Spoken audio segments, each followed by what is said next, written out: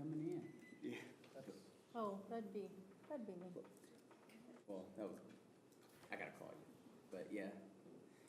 Did- Just to get it done. Like, Okay. I have it, but I want to talk to you. I told Spencer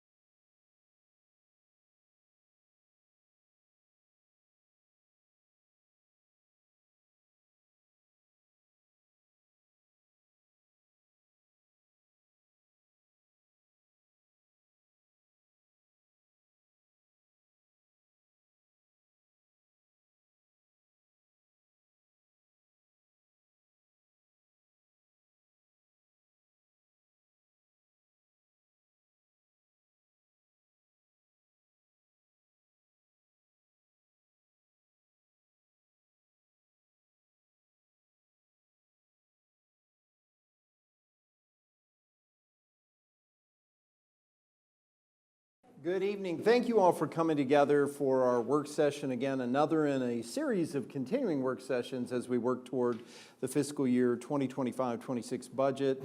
I want to say thank you to everybody that's here with us in person this evening. Thank you to all the council, but thank you to all of our department heads. Thank you to everyone who's come together to work on this, because none of this is easy, and we're trying to figure out a path forward where we all can have a sustainable place and we're all moving forward. We respect the work that you and your teams all do. Every employee of the city works so hard to serve our citizens every day, and we really do appreciate that. And we appreciate the effort that's being made to try to help us find any savings where possible, to try to help us find better and more efficient ways to do the things that we do to serve Radford and to help us move forward as a community. So having said that, I'm going to turn the floor over to Craig for a little while, but then as soon as he finishes, what we'd like to do is go through each department area and talk a little bit about where we were, where we are, what it's going to look like for the next year. And when we do that, we'll ask that our department heads come up front here. We have a little section here at the table, and part of this was so we were all sitting around the same table to have this discussion. We want folks to be able to hear you in this room, but also anybody that might be viewing the meeting online through streaming or anything like that. So if you'll come down and join us at the corner here next to Guy, and we'll go from there. So Craig, the floor is yours. Thank you, Mayor. Good evening, everyone. Welcome to another Monday night in the council chambers. Right. Tonight really is more of a work session as opposed to a presentation. I've got several slides to go through this evening. I have two handouts for you this evening. The first one is a copy of the presentation because it is helpful to be able to make notes, and I wanted to make sure you had a copy of that to make notes on. The second is a report that I pulled together on an Excel document. I appreciate Callista running some reports to let me get this. And it's really just a summary. It's a very lengthy summary, but it's a summary of the various funds and the departments in each of the funds. So you can see 2024 actual, 2025 budget revised for the most recent revisions, and I'll get to that in a minute. 2025 projection, that is our estimates of where we think we'll end 2025, and then the 2026 budget. So gives you just a background of where we are with all the numbers. Hopefully all the numbers on this big spreadsheet tied to the numbers in this presentation. As I've shared with several of you today, I'm kind of numbers blind at this point from looking at so many numbers. But hopefully it's some good information that you'll be able to use as we go through things. Just to start off on the first slide, for 2026, the proposed budget, all funds, is $77,262,257. That includes the general fund, the electric fund, the water and wastewater fund, the transit fund, the streets fund, the solid waste fund, and the internal service fund. Now, the internal service fund are charges that are allocated out to the departments, so that nets out to zero, so that's not in that total of $77,262,257. I will tell you that in going through after we made the presentation last week, Callista spent a good amount of time refining and polishing on some numbers. The water and wastewater number that we presented to you last week was $6,694,000, so the correct number is $6,594,000. It's a $100,000 adjustment. Doesn't affect anything. We've advertised. It doesn't affect anything, but the correct number is $6,594, and we'll talk about that a little more. One thing I wanted to remind everyone again is, and this is from a couple of weeks back when we talked about budget reductions in the current year budget. These items, two comments on these. These items are spread across all funds. In other words, water and sewer, general fund, electric fund, those are spread across a number of areas. Those numbers that are reflected there are not reflected in these numbers that I handed out to you tonight. We've still got to go in, and we've talked with the department heads. They know these numbers have been removed from the fiscal 25 budget, but when you see some of the comparative numbers tonight, the comparative numbers still have that in there. We'll get that corrected as we finish up the budget for the year. But all total, Department directors worked to find about $941,000 in this current year budget that we're not going to be spending. And as we get into the next couple of slides, you'll see in the actuals that's projected for the year that those are reflected in those numbers. First off, the general fund. The current year budget is $36,022,877. One more slight caveat there is, I mentioned this in a previous meeting, the appropriation ordinances sometimes have not, when you look at this detailed report, the revenues and expenditures may be off slightly on that report. It's because we've got to get some AOs posted and updated. But on these sheets, you'll see that everything balances to the expenditure line. But the 25 budget was initially 36 million in revenue, about 35 million in expenditures, with a planned increase in reserves of about $1.1 million. That was the budget. The reality appears for 25, the revenues are projected at 29,737,609, expenditures 34,601,975. Included in those expenditures are the expenses related to the Helene repairs, and we should get reimbursement for those, which is included as part of the revenue for the 26 budget, that reimbursement from FEMA. But instead of a reserve increase of about $1.1 million, you're looking at a shortfall of about $4.8 million. $4 million of that is covered with the RAN. I did not show that on here, but that $4.8 million does not reflect the $4 million RAN. If I'd put that in, the shortfall is about $864. So let's talk about the fiscal year 26 budget. The general fund budget is $33,122,947. The projected expenditures for 26 are $32,883,769. To balance, there's a reserve increase of $239,178 to get to the $33,122,947. A couple of things I wanted to point out there. As you can see from fiscal year 26 budget for revenues compared to fiscal year 25 budget revenues, it's $2.9 million less than the current year budget. As we've talked several times, the reason for that are there's several lines in the general fund revenue lines that we're just overly optimistic in terms of revenues. We've tried to right-size those and get them more realistic. The increase from fiscal year 26 budget to the current estimate for the year is about a $3.4 million increase. Part of that is the proposed tax increases. That's primarily the difference there between the budget and the estimate for the revenues. The thing I wanted to point out also on expenditures, the fiscal year 26 budget for expenses as opposed to the current year budget is almost a $2 million decrease from $34,865 to $32,883. It's also about $1.7 million less than even the current year estimate, which the current year estimate does factor in those expenditures we talked about earlier not being spent. So that's in essence, that's $1,981,000 in cuts from the current year budget, and it's in reality a $1.7 million reduction from even the current year expenses. So the department heads worked really hard to get those numbers down.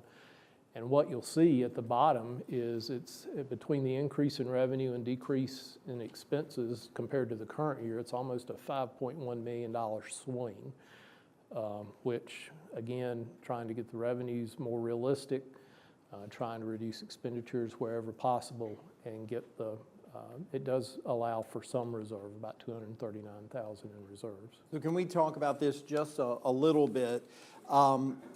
First, on the revenue piece, there's a component here that we had talked about in our meeting to advertise.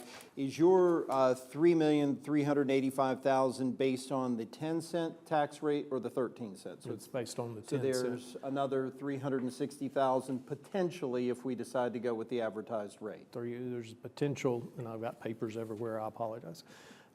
It's a potential $363,000 increase to that number if you went with the full 13-cent Okay. increase.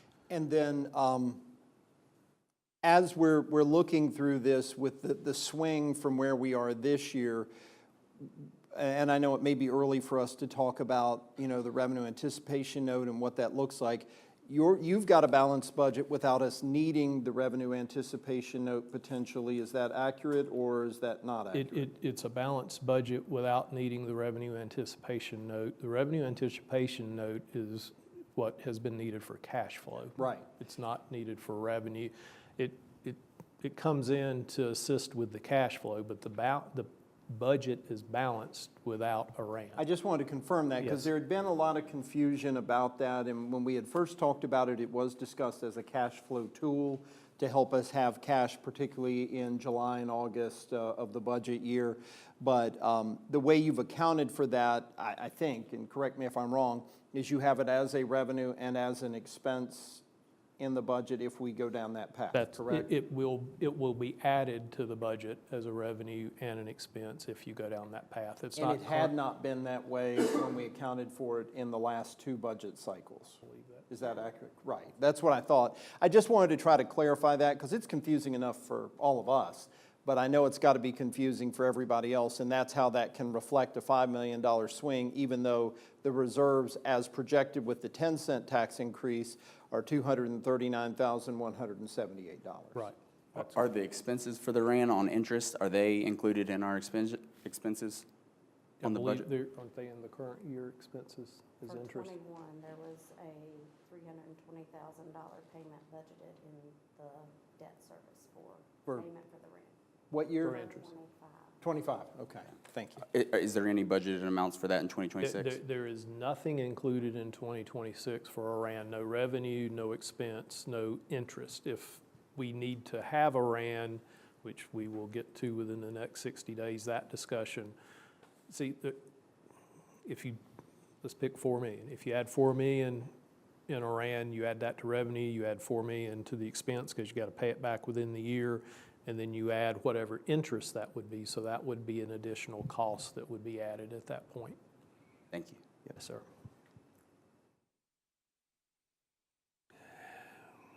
All right, and I'm going to move through the other funds fairly quickly, and then we can have some discussion.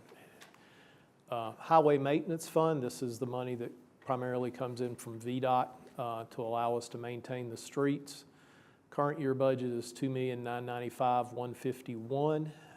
The estimate for the year is $3,058,920. With the expenses estimated for the year of $27,25,880, that actually means we will build about $332,000 of reserves. Those reserves have to be used for highway maintenance. They can't be used to pay off debt or anything. This fund has to be used for highway maintenance, period. Estimate for 26 is where we are with 25, flat level funding $3,058,290. Expenses for next year about $2,562,927. Reserves would be $495,363. So again, we anticipate more coming in than we have planned to spend. But those reserves are what the city can use to match for capital projects and grants moving forward. So you don't ever really want to see your expenditures equal everything coming in every year, because then you won't have money to match for projects and whatnot. For 2025, a big portion, and I don't know if it's reflected here or if it's reflected somewhere else, the State of Good Repair project that paved most of East Main Street. I don't know if we included that in our number. I'm not sure how we do that with VDOT, because they actually paid that directly to the contractor this year, but I thought it was a number we had talked about, and I wasn't sure if it was reflected in the budget. And the reason I'm asking that is that's another number I was hoping we would be able to go back out for additional Main Street paving, and didn't know if that was reflected in there as well. You don't think it? I'm looking at Jenny. I didn't think it was this year. I don't. They paid that directly. So if we get it, and again, there was some confusion about that because we were trying to bid it at the same time they had bid it out and all that. But if we get it, we won't run it through our budget necessarily, so it won't impact us one way or another. Okay. No. Because it's a pretty big number, and that's the main reason I was wondering about that. Moving on to transit. Transit is pretty much straightforward as well. The revenues for the upcoming year are projected to be $3,885,515.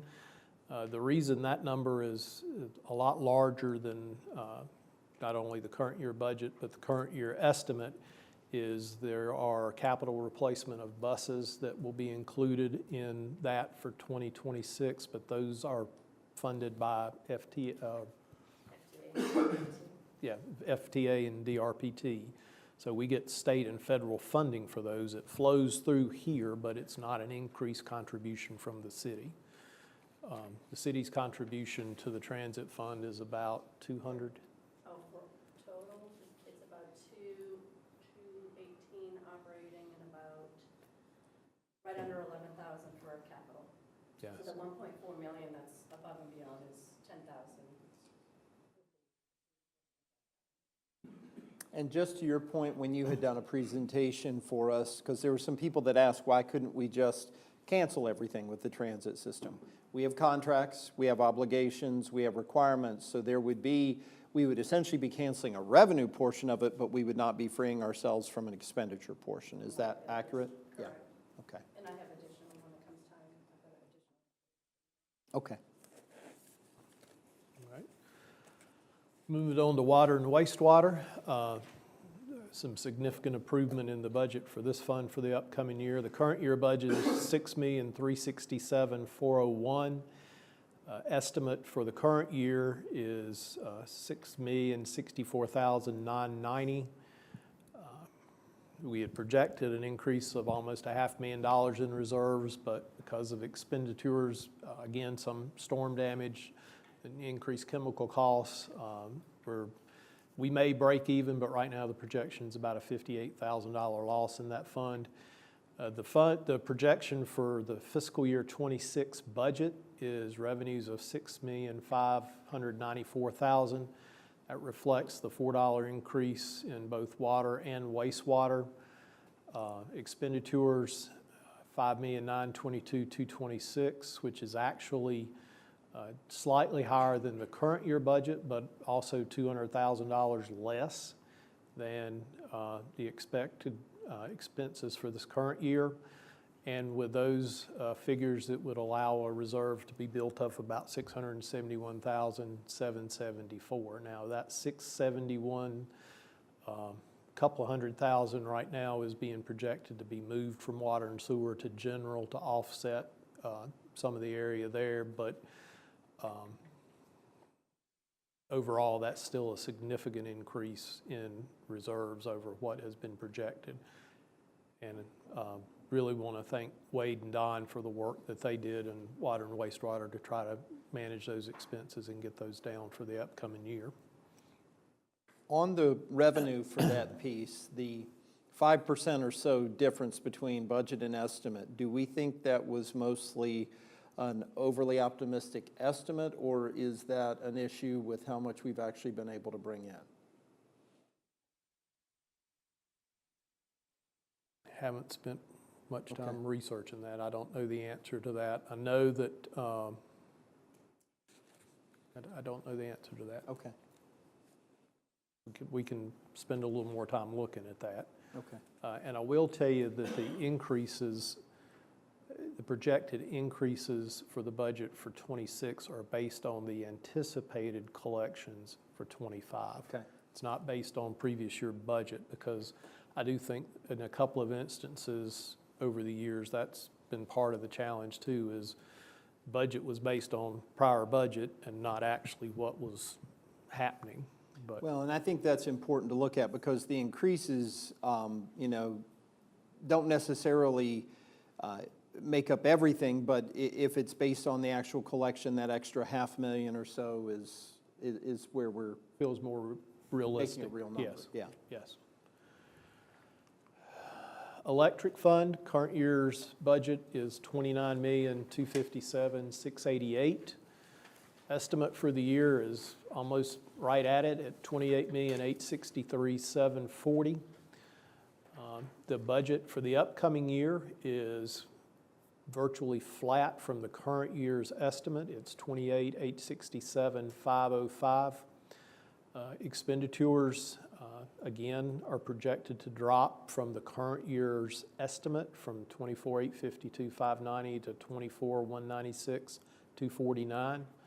The reserves are 4,671,256. Again, included in that reserve number, though, is the $3.9 million transfer that goes out to the general fund. So there are some increases there as well. As we've discussed, there's no proposed changes to the electric rates in this budget. However, I do strongly believe that within the next 30 to 90 days, the council needs to look at where the city is in regard to wholesale power cost, and if there's any tweaks that need to be made as we head into the summer season, probably need to take a look at that. But with the but this does not contemplate any changes from the current electric rates.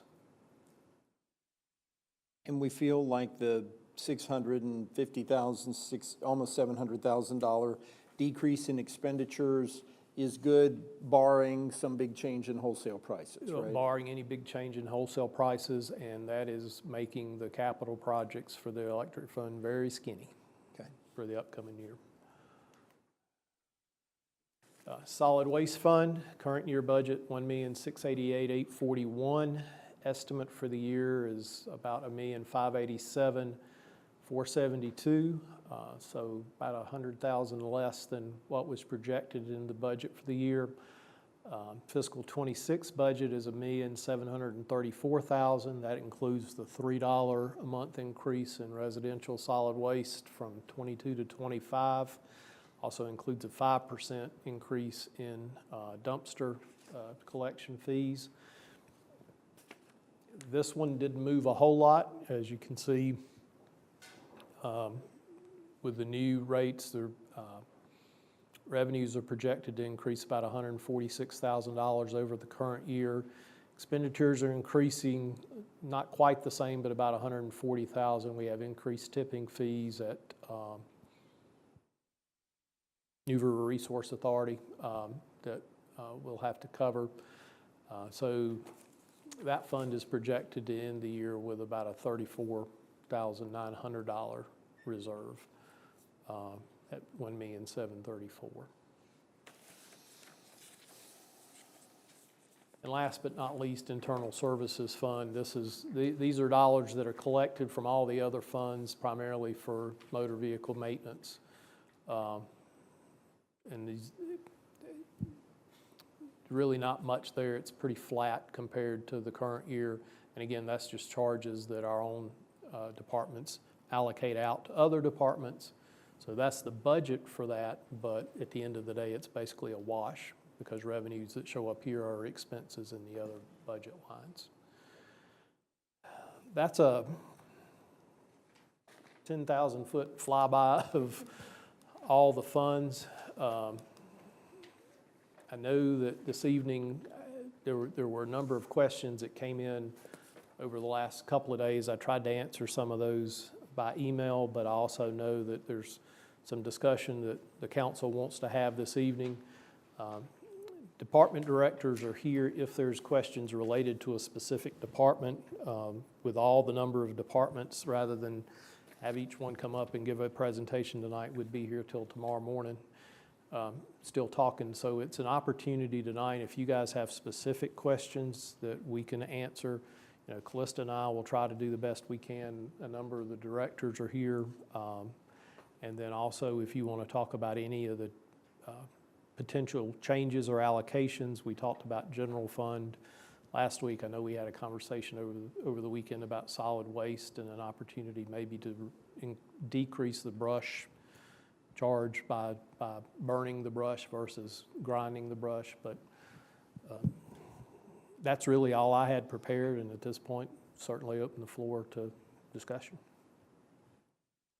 So the big question is, are there more savings that can be found in the budget? Which, you know, getting to three pieces: number one, obviously a balanced budget; number two, finding millions of dollars in savings from where we currently are, and then right-sizing expectations and projecting revenues on what we think we can actually collect were three things that were accomplished with the budget as you presented it. I guess the question among council, and certainly I don't want to speak for everybody, is are there any other places where we can find savings to be able to address any of the pieces of the current year budget that are not meeting the expectations? I know that there was some discussion last week on particularly the general fund, and I know that I ran some numbers based on the rates that council agreed to advertise. Again, we know these are not approved, but just to give you an idea of the revenues, the real estate tax was advertised at 82 cents. That would generate an additional $363,000 from the 79 that was proposed in the budget. The mills tax was advertised at 6.5%. The current rate of 5.5%. If you increased it to 6.5%, that generates approximately $250,000 in additional revenue. Personal property tax is currently $244. We advertised at $255. That would generate about $80,000. An increase in the hotel occupancy tax from the current rate of 8% to 8.5% generates approximately $25,000. And then increase in the cigarette tax from 40 cents a pack to 41 cents a pack generates about $3,000 a penny. So 1 cent increase is $3,000.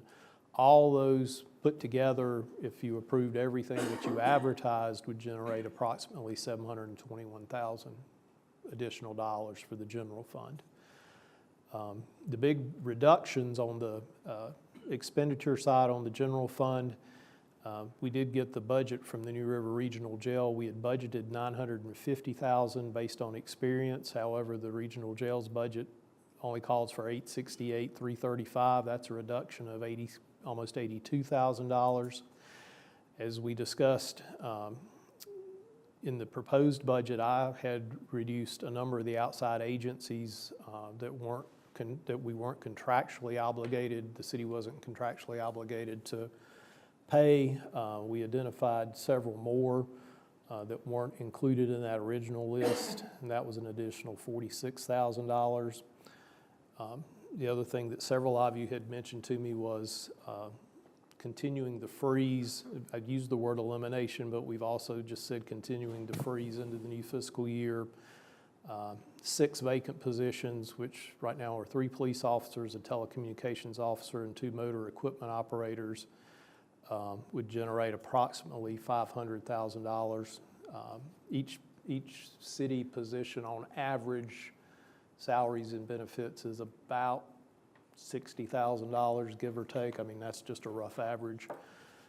And so total possible expenditure reductions based on that is about $628,000. So between the revenues and the expenses, that was $1.3 million? about $1.35 million. If you took all the revenues and took all the expenses, then that would be added back to the general fund. And that is not reflected in the budget you just presented? None of that, So. no, sir. Now, let me go back. So all that list of increases that you went through there, how much of the 10 cent you just said you used in? That's the only thing in there. All the rest of them are not in there. Oh, okay.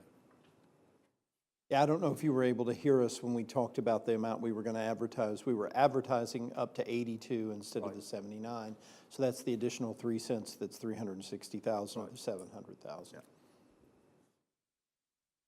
Before we get too much into the weeds, one, I guess I have 2 questions. One, I know that several of us have asked for if there's any other ways that we could reduce costs in transit.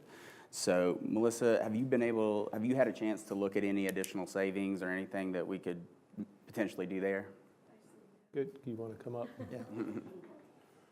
Get this out of the way, right? Right?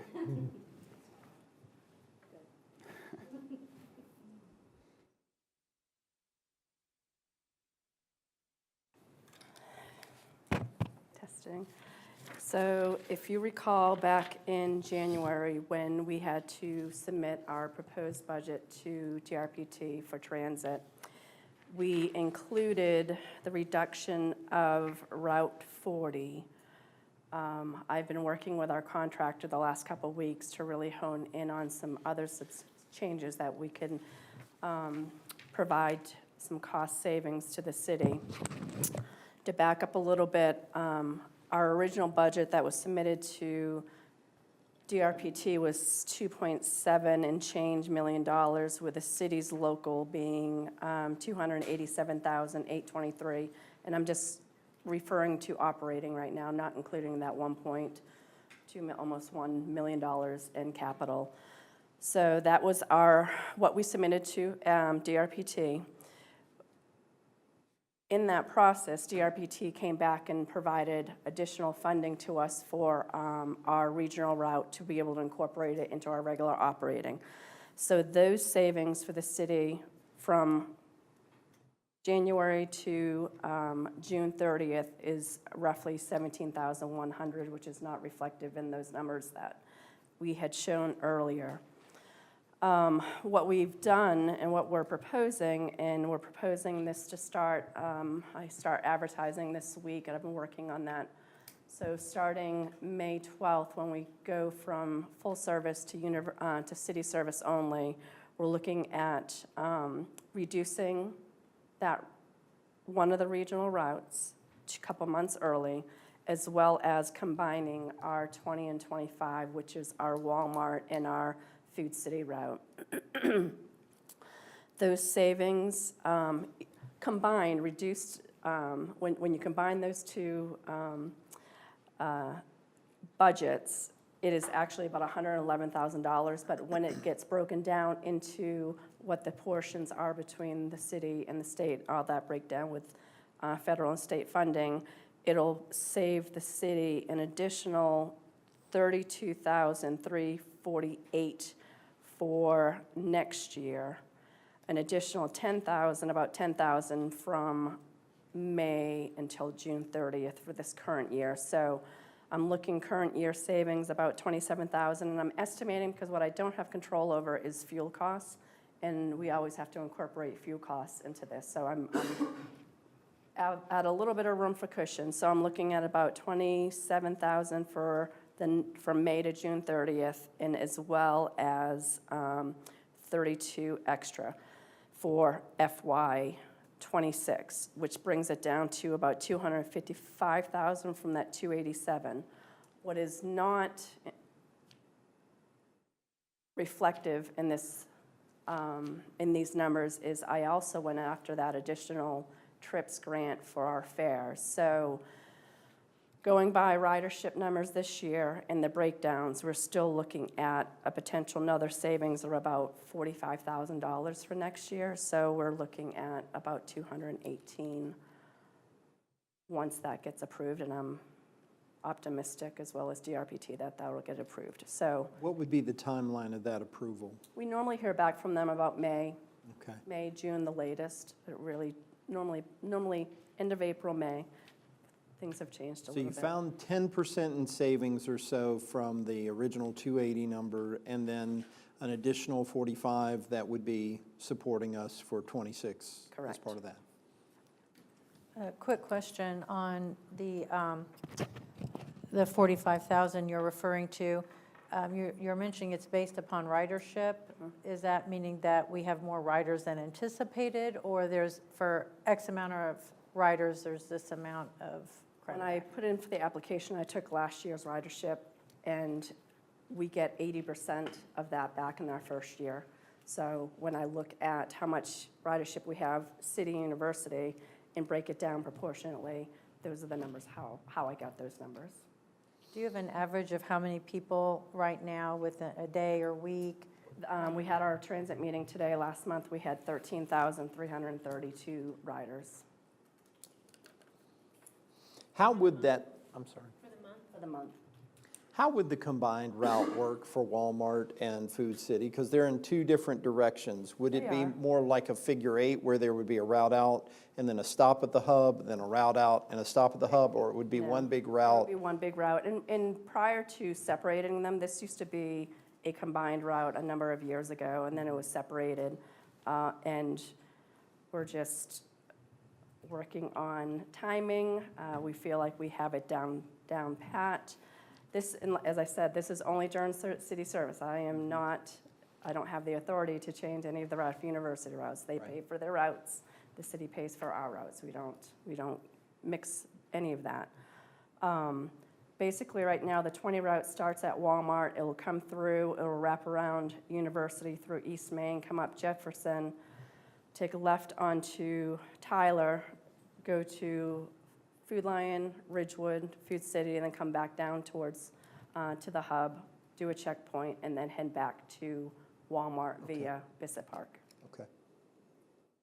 I guess my question for Craig and Melissa, do you need any action from us tonight to initiate this? No, our transit group met this evening. I do have to have a 30-day public notice, so that we've been working diligently to try to get this done so I can implement it and when we switch to city service, because I think it'll be just a smooth transition. And with that being said, just since it is a live public meeting, we have been asked by the owner of Kroger's to us and Pulaski Transit to no longer serve Kroger in Rural King, so we will not be serving them starting May 12th as well.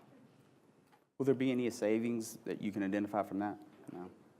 They're already running that route anyways. Yeah. It's just a matter of timing. Yeah. We're just curious, why do they not want a stop there? They're having, I mean, Traffic issues? no. Well, when I rode that route, it seemed, there were a lot of people that got off at both of those stops. There are, and every community is dealing with an increased homeless population, and there's the perception that transit brings homeless people around, even though our drivers are saying that this is not the case. But he is the owner of that whole parking area, so we have a contract with him, and he's requested that we remove ourselves. I hope that it fixes his issues, but certainly there will be other, there will be people missing opportunities to be able to shop there. But so no real savings, but if there was a request made because, let's say we get a few months into this and it's decided, oh, it's more of a detriment than a positive, is there any expense in trying to restart that as part of it? Okay. Craig, have any of these expenses been allocated in 2026 budget for the reduction in No, No. service? Okay. no. I've worked on it over the weekend and gave them a heads up this morning of those changes, and because of time, we just did not implement this. Is there a way to contact someone else near there to set up a stop? The challenge with that corridor is traffic. And, if we could, if there wants to be a capital investment to be able to have a pull-off, on that side of the road, coming from Walmart too, then Well, what if, what's along there? The service station, the Goodwill?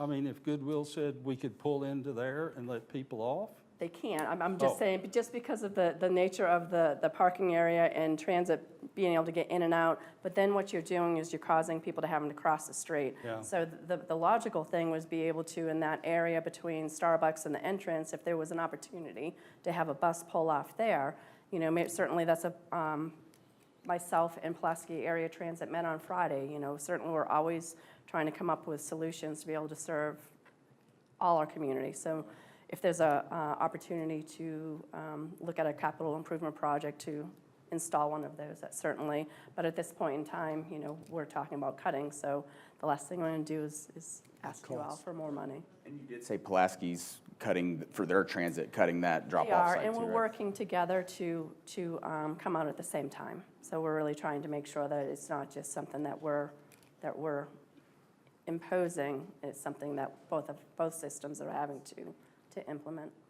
Okay. Thank you. I know that takes a lot to do. Will you let us know as soon as you know about the $45,000 in May? with that? Yes, as soon as I get Yeah. approvals of all our grants. I will. And that Thank you. total savings, did I do it right, about 62 when you add all They that are together? not taken out. They are not taken out. 69. 69, okay. Thank you, Melissa. The other thing I was going to say is I don't know if anyone has any specific questions, but should we open up the floor for any of our department heads that want to share anything and see if there's anything to share? I don't know that I have a specific question unless Well, anyone else what I does. had thought we could do is, this is your chance to have a voice with council. And we really want to hear from all of our department heads that have something they want to share with us. If there are things you need for us to know, this is an opportunity to speak to us. If there are, just as Melissa had, if there are things that have occurred since we put together some of the budget that you want to share, please do. If you have questions for us, and then obviously if we have questions for you, but we would love it for everybody to come up and share with us. We wanted to make sure that you had an opportunity to do that this evening.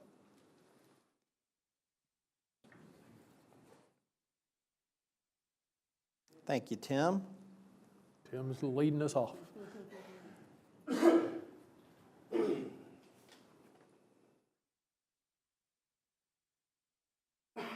got the right shirt for it. Yeah. Come prepared for the. You know where the little button is here. Thank you, guys. Now you got it. Can you hear me now? Thank you. Yes, sir. Okay, thank you. First of all, I want to thank Craig for all the hard work he's done. I know he's looked at the budget very hard, and I don't envy any of you all because I know these are tough decisions, but I want you to understand and realize too that morale is really bad in the city, and I'm not speaking for other departments, but I am speaking for my department.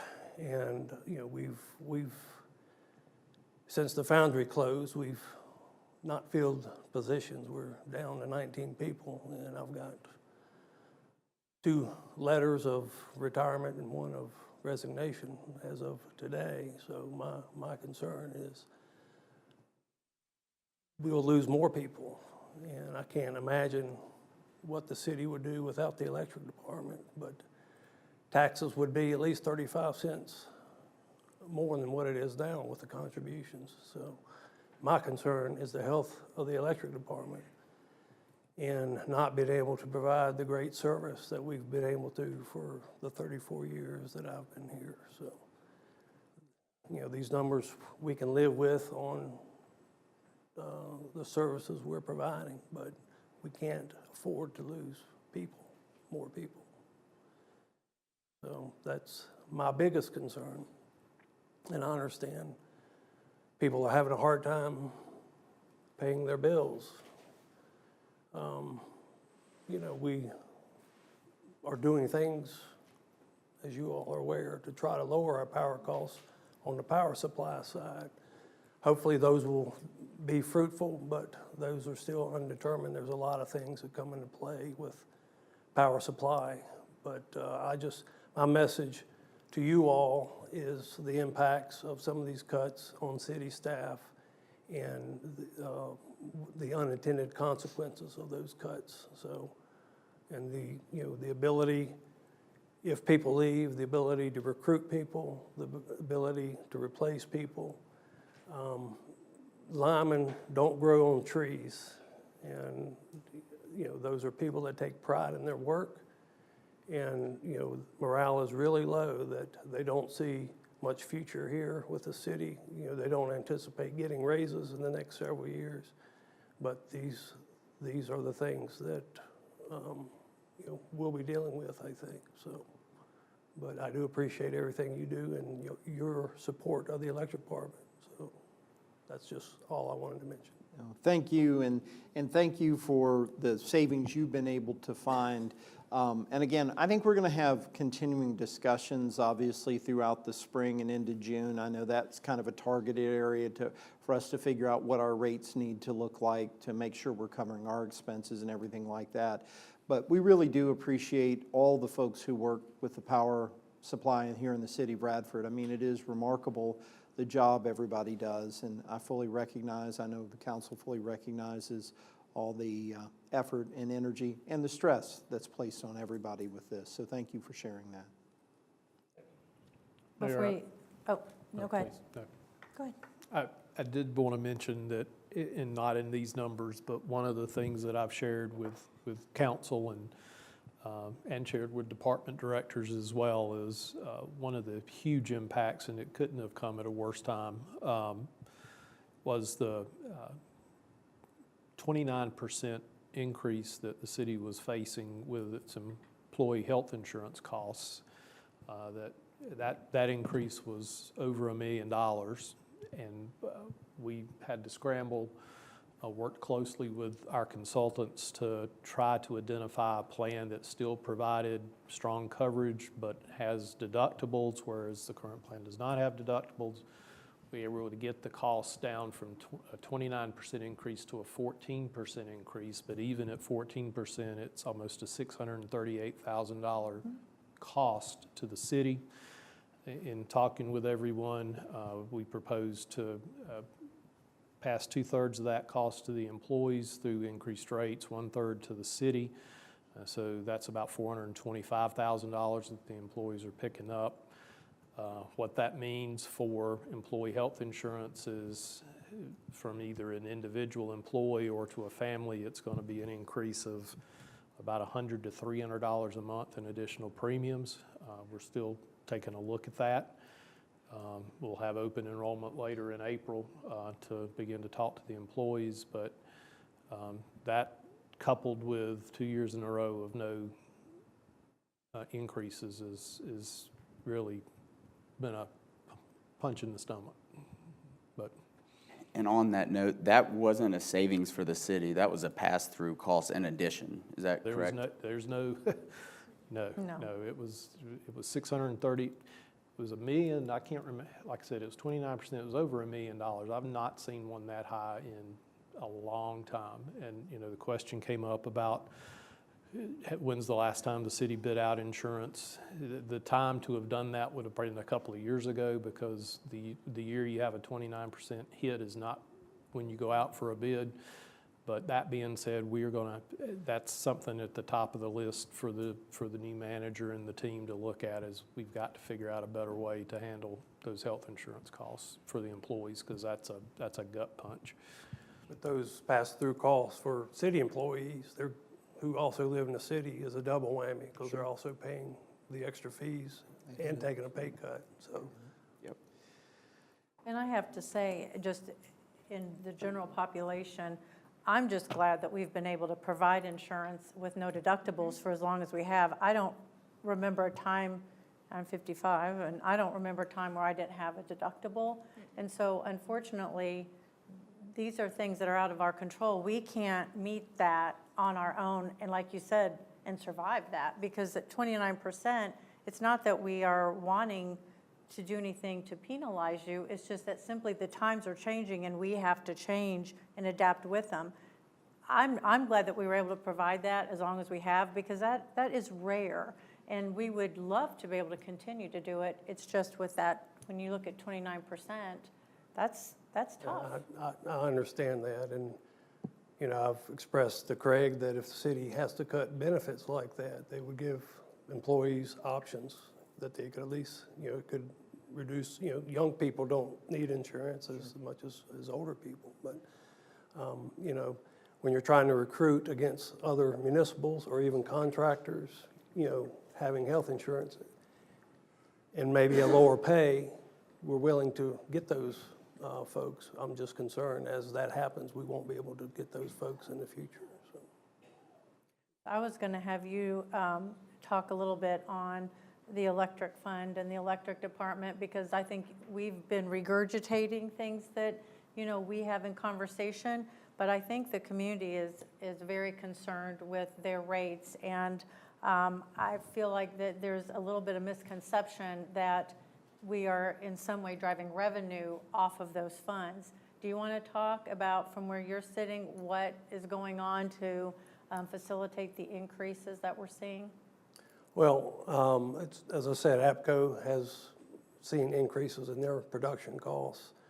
Some of that is fuel, some of that is market purchases. They have to go on the market now to buy power to cover they don't have the Sufficient generation load. that they used to have. Some of it is, they've had to write off coal plants, and that they have to recover that depreciation through the rates. So all of that goes into our costs, it goes into their expenses, and as a pass-through to our customers. So, But we've not been increasing rates to build reserves, to address other things. We've been increasing rates to cover the cost of the Right. power that we're purchasing. to cover the costs of our power purchases, correct? So, and, I'm concerned next year, after this budget year, you all know the reasons for that. So, I think there's actually been a request through leadership, congressional leadership, to have increases, actually. They're wanting, what was it, 11%, and $8 on everyone's bill, and another 11%. And so these are not things that we're doing, but these are things that may be mandated and pushed forward to us again. well, the Dominion just had a 15% increase as well, advertised. And, these are industry-wide increases. They're not specific to Appalachian Power, but Appalachian Power used to be, 70% coal. Now they're about 25% coal. So the generation they've had to add is more expensive than the old coal generation. So I will add also that Tim's been very involved. I've been involved to some degree as well with the other Blue Ridge Power Agency communities and seeking some adjustments with Appalachian Power. There's some pretty in-depth negotiations going on right now to try to talk about some recovered cost and some opportunities to make some adjustments. It's extremely complicated. I mean, I've always said, Appalachian Power has a whole team of accountants that sit in a room all day to figure out how to calculate their rates and whatnot. But I do think there's some opportunities there, and at least APCO's been willing to listen to the discussion, so maybe. maybe. Well, and I think it is worth pointing out that I believe it was 6 years between the time we raised base rate and when we had to raise it this last year. And we knew that some of it was the pass-through cost. But what's unique for Radford, obviously, is we're more like communities like Salem or other Blue Ridge Power Association communities where we do have an electric company that helps support the general activities of the city. Some of our other localities here in the New River Valley don't have that, and so when we have the volatility in electric prices, we lose margin, and that makes it harder for us to do what we're doing. It makes it harder for us to gain reserves. It makes it harder for us to be able to manage those things without passing that cost along. So that's a big part of that. And I know we've talked about it a lot, but I think it's always good to reiterate that as we go through to help folks understand that. When you say morale is low among your employees, is it primarily a function of the pay? pay is part of it, okay? It used to be Virginia Tech Electric would call me and ask, what are you paying your folks? So we share information. They don't do that any longer. Of course, their rates are higher than ours now, but we've, pay is part of it. I don't think, like I said, our people have good work ethics, so they take pride in their work. But my point is with insurance, if pay is not competitive, and it may be for some localities, we'll never be competitive with contractor pay. But the benefits are what is good for recruiting linemen. So but they can see that the city's in this big hole, and they can see that they're probably not going to get raises in the next several years. And this myth that we've had these, multi-raises over the years. When David hired me 10 years ago, and I know America, inflation has hit everybody, but I'm not making, I'm losing money versus inflation, and so a lot of other people in the private sector. But some of the raises that we did get were implemented halfway in a year, so it's not wasn't a true raise during that year. So I think morale, they can see that. And, you know, I'm not complaining me personally. I'm blessed. You know, that's, I'm not here to defend my pay or complain about my pay. So I'm talking about our guys who are linemen. Kind of wanted to tap into that too, morale. I think morale around the whole city is low right now, and I know that it's a double whammy for when a bunch of our employees are kind of, you know, you're going to feel the increases and the cuts, and I do know that that's a double whammy. But as we're going through this, look, if we don't fix this now, we're kicking the can, and we're having the same conversation next year. You know, we as a council have to get a place where we can start investing in you guys again and building growth. And, you know, that right now thank goodness Craig gave us a really good budget that rights the ship, that's getting us there. But there's this $10 million hole that I can't grow you until I fix this. And so, you know, and it's got to be measured too, because you can't bite it off all at once.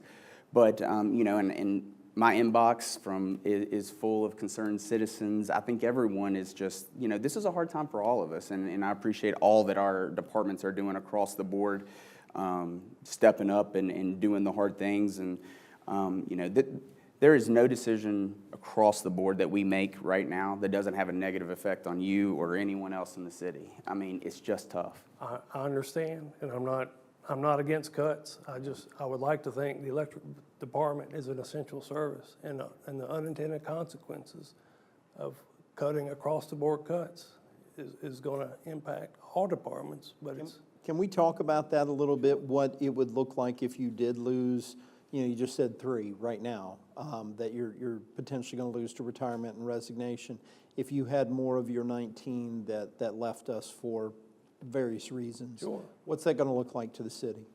Well, we've got 7 people now that have had 30 years already. They could retire tomorrow if they choose to. Now, I don't know their individual situations, and I'm one of those persons. And I'm not looking at all to retire. And, you know, we've got, I think, 3 people probably under 35 years old that are young people. You know, those are the people we're trying to train and educate to replace the older people as they retire. So, you know, like I said, it's hard to find linemen that are, you know, top linemen.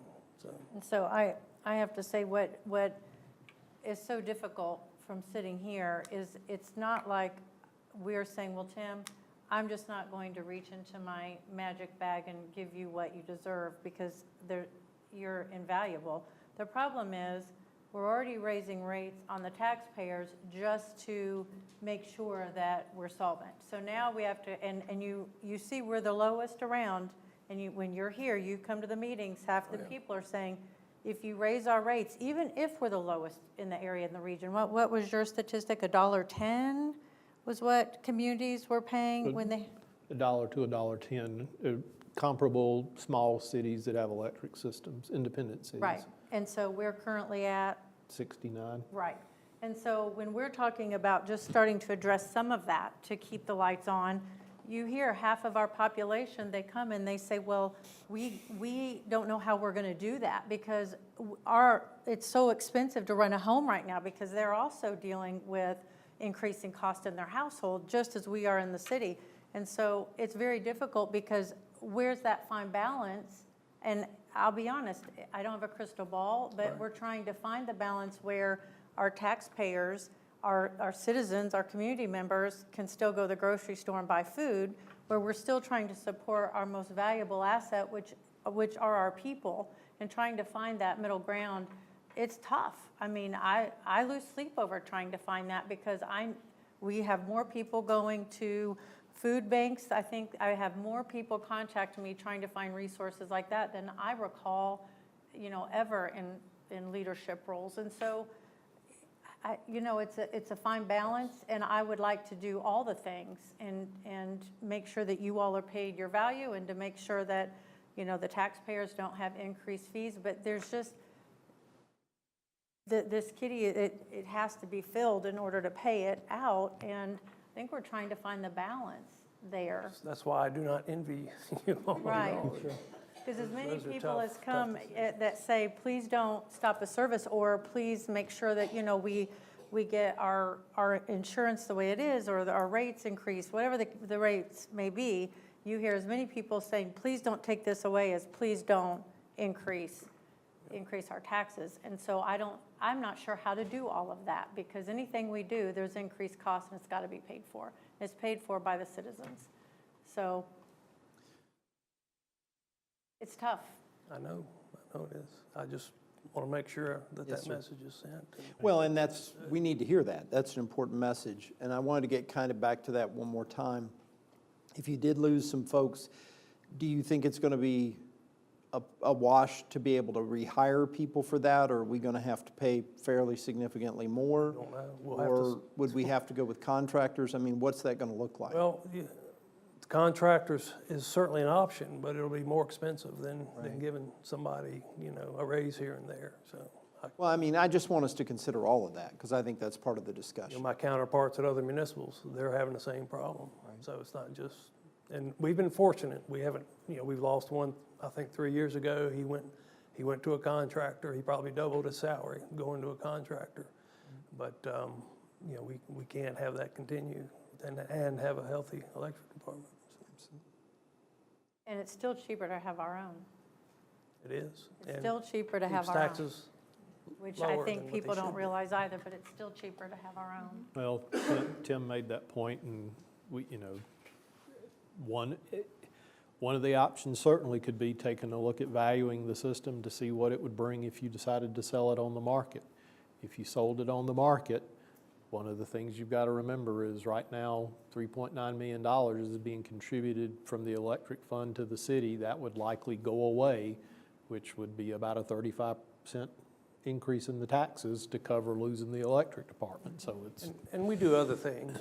25 years ago, we put in fiber for the city. We didn't charge for that. Right. I mean, we needed it at our substations, school board benefits, but there's no charge for that to the schools and the rest of the citizens. So it's not just electric, but And we have incredible service. Absolutely. We're not sitting days and days on end in the heat or the cold, not having our electricity. You guys are amazing for that. so that's my message, good or bad, but I felt I had to. Thank you for sharing. thank you. Appreciate you so much. And again, we're going to stay here as long as folks would like to share with us and as long as there are questions. As we go through this process, we don't want to leave anything undiscussed as part of what we're doing. So anyone else that would like to come up and share with us, we certainly do appreciate. I also recognize that Tim's comments are kind of reflected across the board. I've heard from a lot of citizens, a lot of employees, a lot of folks connected with the city that it is a hard time. It is a hard time for the people we count on, and we do recognize that. But please feel free to come and share with us what you want us to know.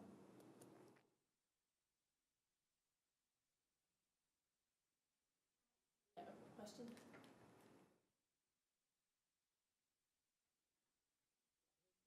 Yeah, folks want to be able to hear you. Thank you, Guy. You didn't know you were going to be tech support sitting there, did you?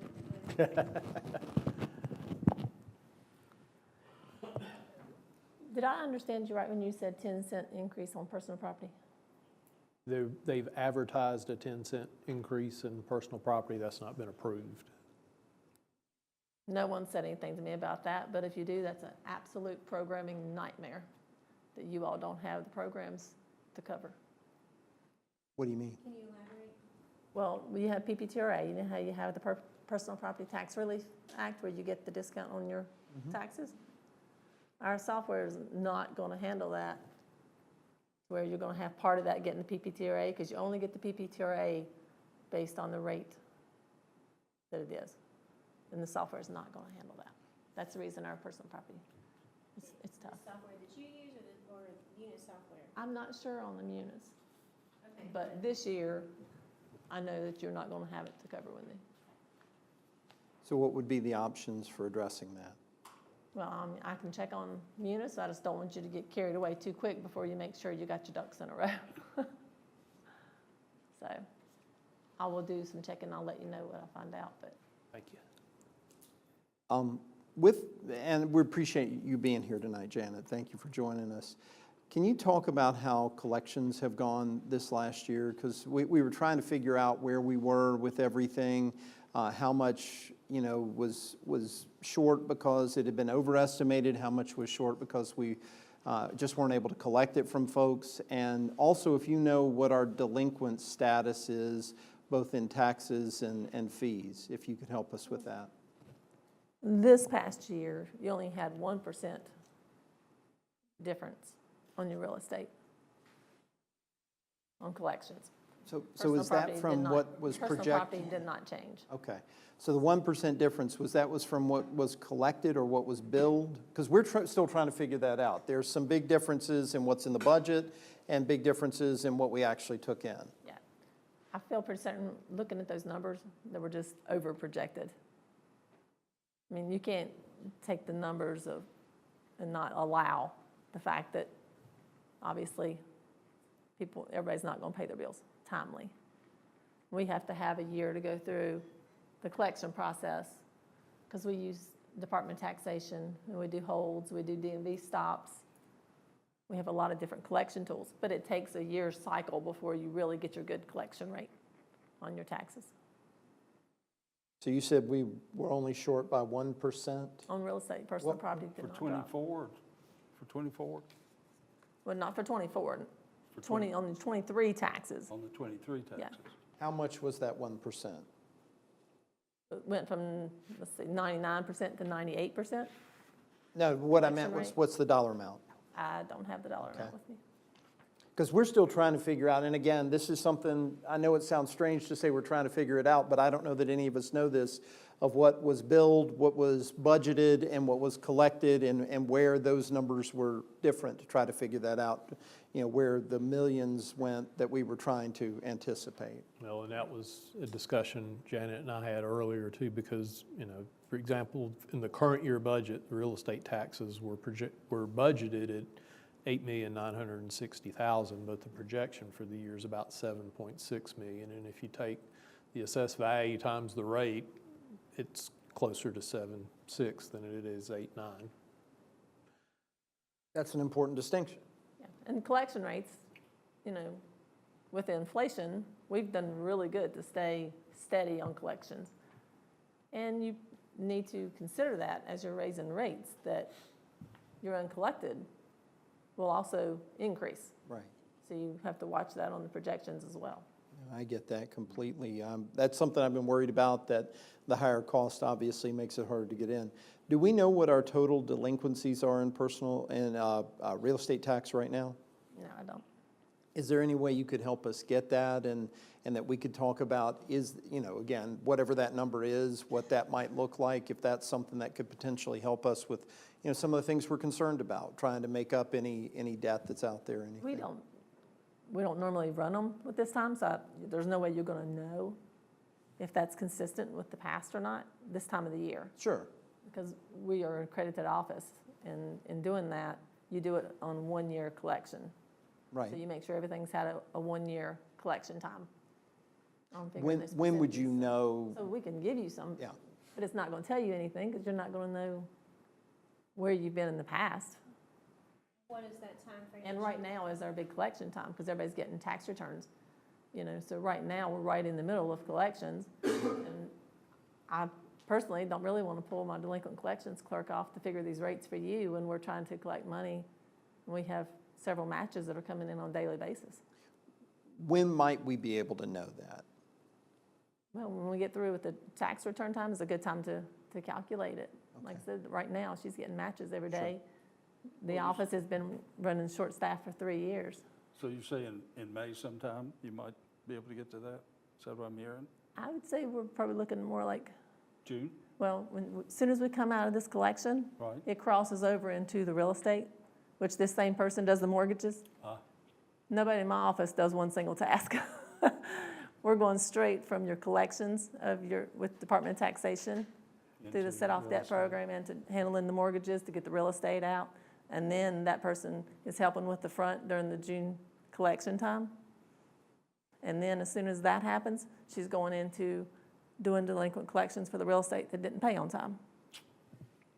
So So, is on this top of something that helping has the to be more manually calculated, or is it something well, that they could Like I said, we'll pull? work on it. Yeah, or like, could they pull a report opposed to like trying to manually do it? And then we just understand that there's some deviation in that, you know, We'll give or try to- take. Yeah, we'll try to work and run some numbers, but like I said, just, you're gonna have to be There's some patient variance. because Yeah, it's gonna be July, August. it's not gonna change where we are, and we're not gonna have anything to compare it to, so I wanna keep the cash flow coming right at this moment.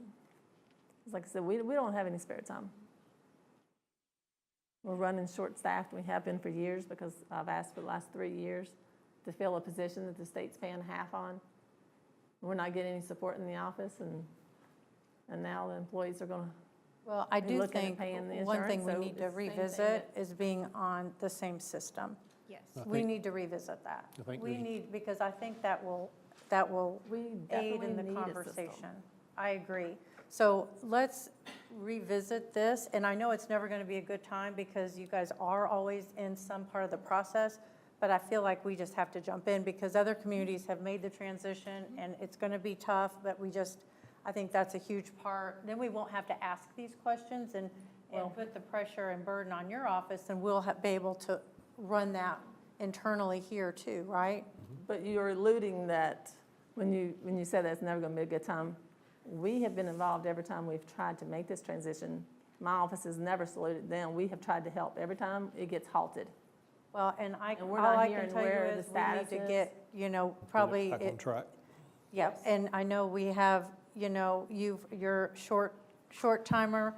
It's on the but- list. But that is, that needs It to move is. high on the list for us. So Yes. as we are transitioning someone else in, I feel like we're speaking two different languages, and that's difficult. So we need to get back on that and make sure you're getting the support you need internally to make that happen. And then we just can't, I feel like this is a ball that we keep dropping, and we need to just stick with it, go the course, and know that, it's not an exact science. It may be challenging at times, but we just have to get through it. Keep in mind, like, I agree, we need software, because what we have is a ticking time bomb, and if something happens to it, I have no backup. Right. So, you do need to understand that if the software that we have for the taxes right now, if I something do. happens or lightning strikes it, Right. you have nothing.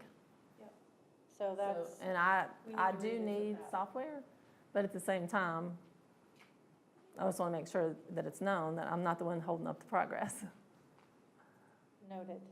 I just think, And it sounds as like far we're as all the saying auditors same telling thing. you that the two systems are a problem, that is really not the problem. But the fact that our software is very limited that we have, as far as if something happens to it, that is a problem. But the two systems, a lot of places have two systems, You don't. I and think everything's it's been good integrated into understanding. Munis. It makes it difficult for us to, like, we have to come to you and say, can you get this for us? And you're trying to stop your processes because we don't actually have access to be able to pull that internally ourselves. So what I'm saying is. All of this we need to information do is in that. Munis. You're telling me you don't have it. The Is taxes that are all how in you guys Munis. understand it? You're able to All of our pull up the same collections. numbers? We don't see the collection side, isn't that Yes, correct? yes, you do. I give them to Callista on a spreadsheet. After it is posted, after we close the prior month. Until then, anything that she does on the 400 Has to be only comes closed. over after she closes the 400 and gives us a spreadsheet, and we manually enter all that So it's not all in information real in. time. It's not. This process has to happen over here before it comes over Yeah, here. Then it comes to us, Okay. and then we record it in the Munis system. So, I think one thing that we've been trying to evaluate right now is, are our processes working appropriately? Are we doing things the most efficient way? And I think most of us have been contending the two-system approach is just not the most efficient way.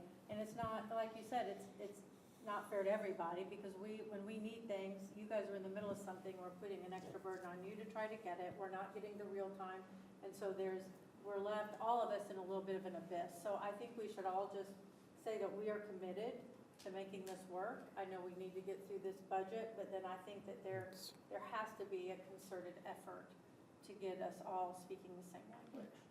And I do not disagree with moving to this other software. I think that the city's already spent so much money on it, we really don't have a choice, to be quite honest.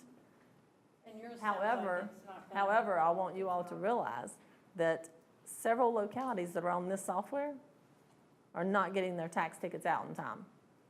And with the city having the cash flow issue, that could be a real problem in the future. So that's the two things I want noted, is that you may have a problem getting tax tickets out, number one, but the other is that it does need to be done quickly due to the software that we have in that server. So basically, we're kind of still back to it has to be done because your system is not reliable, and we just know that this transition period, there's some challenges with it. There's a lot of localities coming off of the software you're talking about going to for taxes, because they're not getting tax tickets out timely and having a lot of issues and no support from Are you Munis. talking Munis? Oh, okay. What is the transition time that we would be looking at? Because, I mean, obviously, once you're in the process of getting tax tickets out and things like that, how much time would we need to coordinate that on the city and with your office? It's a good question, because the last time I was told something was a year ago, March of last year. In an ideal world, Craig, from our end, I know we got to get through budget. When would be the ideal time to go ahead and do whatever we got to do to allocate the resources to get it done? Discussion on that should be in May and June. Tax tickets should get out for the June 5th billing, and then try to implement something during the early part of the summer. Does that sound, is that I mean, there's never a great time, but is that a better time for the Treasurer's Department? There's never going to be a good time, we just need to do it, because we Right. need to get off this Agreed. other server before it crashes on us. Right. Does that seem like a Agreed. good time so we can all get on the same page and start the process? Can we shoot for early summer? Does that sound okay with you? If our data was correct, that's something that our IT is going to have to, we're going to have a lot more IT support. We've got to get the support in there and everybody work together. And we'll work on that. Yeah. But we need a time frame. Best, I- there's no good time, but is that time I frame? asked the same question just this, I guess I sent the email out Friday asking the same question, and I think Mel is working now to ask Munis what times they'll even allow us. It's not for us to set. It's not like we can say we're going to do it here. We have to wait until Munis gives us time. Yes, and they have to be on site to do training and flip over the situation. I'm going If to we do can whatever I can ask do to for do a it time fast. frame. Does that work? We'll have to look at what time they give us options, and we're going to have to see what will work depending on when the commissioner has everything together to where it can be integrated over. Okay. I will try to do whatever works Thank you. as quickly as we can, because that's what we need to do. And yes, it may not be a really good system right now, but looking at these numbers, we can't afford to get a different system. So Munis is I what we agree. have. It may not be great, but we're gonna have to move to it, period. So, I agree. I'm just warning you that it has a lot of issues, and we could get held up on tax tickets, because that's what's happening to a lot of and I localities. appreciate that, and we'll just have to work through it. Yeah. Like So what- everything else that we're doing right now. Yeah, what it means is we'll have to get any information about taxes sooner, so that it won't hold you up, right? That we'll be able to get that going a little earlier. So December shouldn't be as big an issue because that's the second in the year. It's always the getting it out in May so that you can collect in June. That's always the scramble, right? Well, I know the other localities are having trouble. May 1st is the deadline for the treasurer to receive Right. from the Commissioner of Revenue. Right, And that's what you all are working with them, Right. setting the rates to try to get that, so that, Right. meet that deadline. but what I'm saying is if It's just a matter of whether that's you an run into internal issues with thing. the software. Right, no, I get it, 100%. But if you need an extra week or two potentially as we're going through the budget process next year, we try to move everything up just a little bit earlier to give you a little more time so we can avoid that That issue. would definitely help in case we run into issues. It would definitely give us a little leeway on it. I think that's something we can discuss. That, and I know we've talked many, many times, and I think prior councils have too, of starting the budget process earlier. I mean, we're getting, Yep. we're obviously working through all this. This is a different kind of budget. But if we could start this earlier, where the more time we can give, you and our citizenry and our city manager to do that. So I think that we've all talked about that, but if we can really, we need to stick to that and get Yep, that I agree. earlier. I agree. I had a question about policy, because one of the things we hear a lot, especially as we're talking about rates, is people struggling if they have one month that's a big electric bill or big water bill or something like that, and getting the, on the budget plan and trying to do that. And I know there are reasons that if you've been late, we don't allow you to get on the budget plan. Is there something we can do to try to amend that to maybe allow more people to be able to get on the budget plan once they've recognized it? Because I know some of the issue may be until they're late with a bill, they don't recognize that that's something that could help them or that they might need. Is there anything we can do from a policy perspective? Getting that- on the budget plan is not handled in my office, that's in billing service. Okay, So I really couldn't answer that, that's a city policy. okay. So, all right, we'll get that straight then, because that's something we've got to get figured out, because that's come up more than once for folks that they can't, and we're trying to figure it out. So we're doing that. Yeah, I know they're removed if they start having late payments. Right. But no, I'm not sure what all the policy is, if it's been changed, I don't want to quote anything if Okay. it may have been changed, because I don't handle that.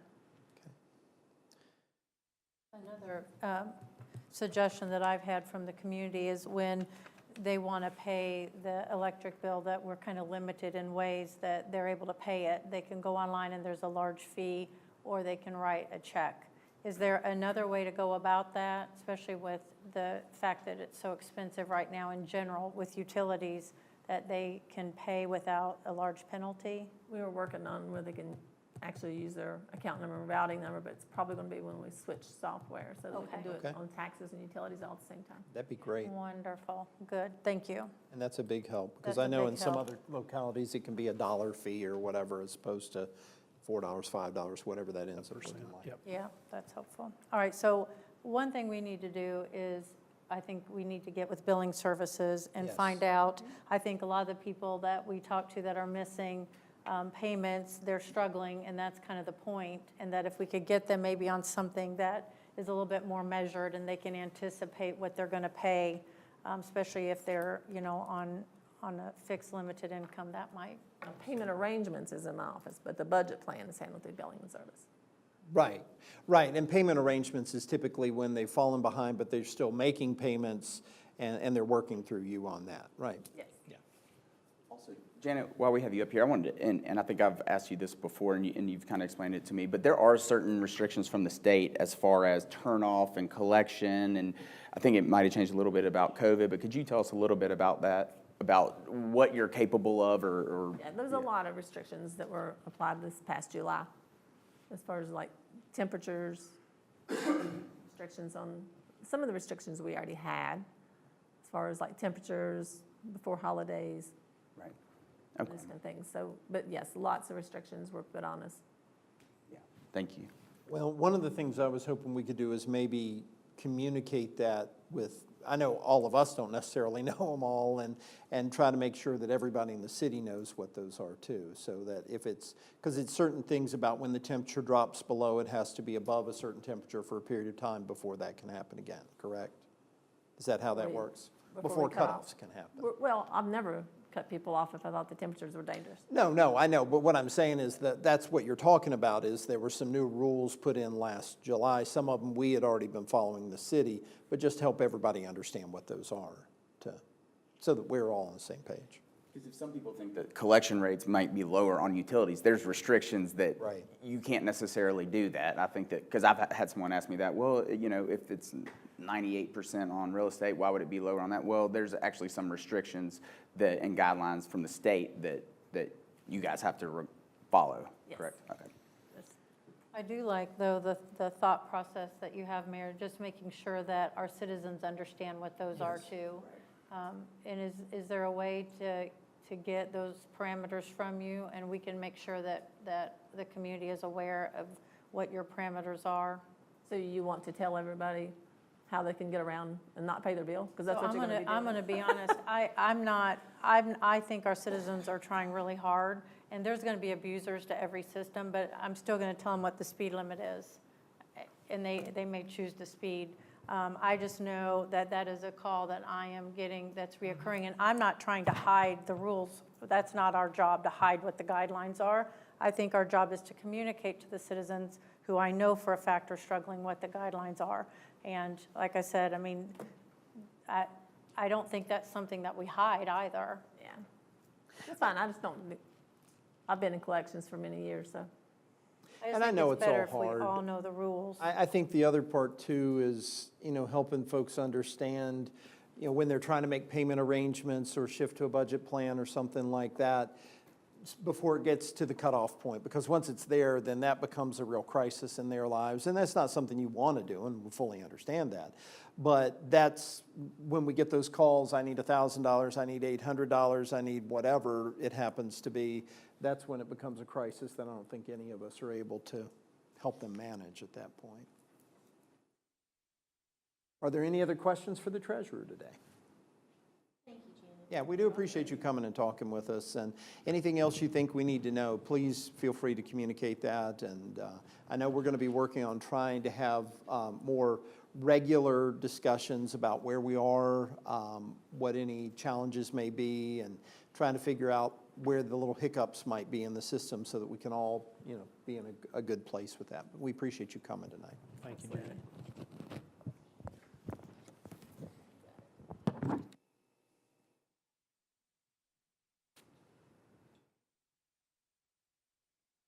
Who's next? Yeah, I know. I love having these discussions with everybody because we want to hear your voice, and we appreciate you coming down.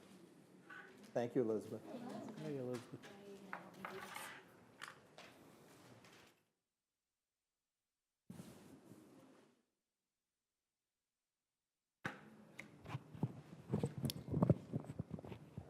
There you go. You can see I'm not And very nothing like coming up to the hot seat and having to clip on a mic and everything, right? right. It's all good. Okay. Thank you all. I know you've heard from me before, so I don't want to take up too much of your time. And a couple of weeks ago, we did the proclamation for National Library Week, so I think you all are really familiar with the library and what we do and what we offer. I just wanted to take an opportunity to say we're very hopeful to stay whole as a staff and to continue with the hours that we have. And I just wanted to see if you have any questions or any concerns about where we are with our budget that we've submitted. Because I looked at our part-time wages and spoke to Craig about, at least 100,000 of that can go back and we can still keep our staff employed. We want to do our part to make sure we're contributing. We also really want to continue with our programs and with our services and with our current level of staffing and hours. With the current administration, the Institute of Museum and Library Services is in quite a bit of trouble. And so there's some things we're no longer going to be able to rely on at that level. We did get our application for state aid today, so I'm hopeful that that level of about $235,000 or so will continue from the state. But the federal loss will impact some of the databases that we've been able to offer. So. Well, I think helping us understand too, what additional reductions of service and staff look like for the library and the impact on the folks that you all serve. Can you just share a little bit about that? And, the average person who comes to the library seeking assistance, whether it be for technology support or looking for information about a particular subject. I know you all help from everything from taxes to job training to just general educational knowledge. I mean, what can you share to help us be more informed? I think you just did it. I mean, that's a great recap. I mean, we have a 20,000 square foot library with a teen area that was an addition specifically for the teens, a children's area that was specifically an addition for the children. So there's been an ongoing investment from Radford preceding me in building the library and having a youth librarian and a teen librarian and having adequate staffing so that we can do outreach programs, get out into our community. For those folks who don't come into us, we can go out to them. We do need to keep our building well-staffed because it is sizable and there are people of all interests and needs in the library. So we do try to keep staff in teen and children and adult spaces and also just to be able to help them with whatever they need. And so we have staff that do sit down with patrons who don't know how to work with a computer, who need help. And this is going to become likely more and more important, applying for a job. We have families that come in with their children so that they can attend story time and work on their literacy to get them ready for kindergarten. I mean, we provide any amount of services for all ages, whether that is for educational, ongoing education, or just for sheer entertainment, which is also going to become more and more important as people struggle. It is one of the few places you can come in no matter your background. You don't have to have a library card to come in and enjoy the programs, to experience the professional performers we have at the summer reading program. Not having the staff that we currently have to assist with those functions is really important. And again, when I look at our budgeted amount for part-time wages, it's about a little over $195,000. I think we're on track to spend $90,000 of that. So, you know, a good $100,000 that we're not going to touch. So we work not to overschedule. We don't want the public to come in and think that we're just, you know, enjoying our day and not doing the services that we're there to provide. So we have been very careful to watch our bottom line. And I did want to add, Elizabeth brought that in early in the process. That is actually reflected in this current proposed budget, the reduction to $100,000, because Elizabeth's been very proactive in going through the budget and taking a hard look at things.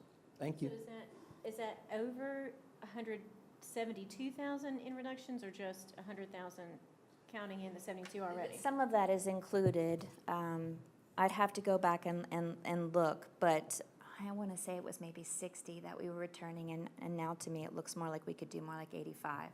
I can go back and put those numbers together better for you, because I'm not looking at what we originally submitted to Craig. I don't have that in front of me. The 72 came from multiple lines. And that was it came in from- current year's budget It was in for 25. the reduction between now and June Right. 3rd. But in 26, that is same line amount as in the part-time wage. I'm sorry, I didn't mean to interrupt. So now it's 100? Yes. Did you, okay. It, for Clearing that up. the fiscal year 26 budget for Yes. for part-time, it's 100,000. It was 195 in the current year Okay. budget. All right, thank you very much. Sure, yeah, of course. And I've had questions like, well, you know, there are 15 part-time staff. That might sound like a lot. Those 15 people don't work every day. Some of them maybe work once a week. Some of them don't work until we have an event like the tree lighting where we need extra people. So it might look like a high number, but we're certainly not scheduling them every day. Right. I just want to see if you have any questions about any of that so I can clear that up. We are not overstaffed by any means.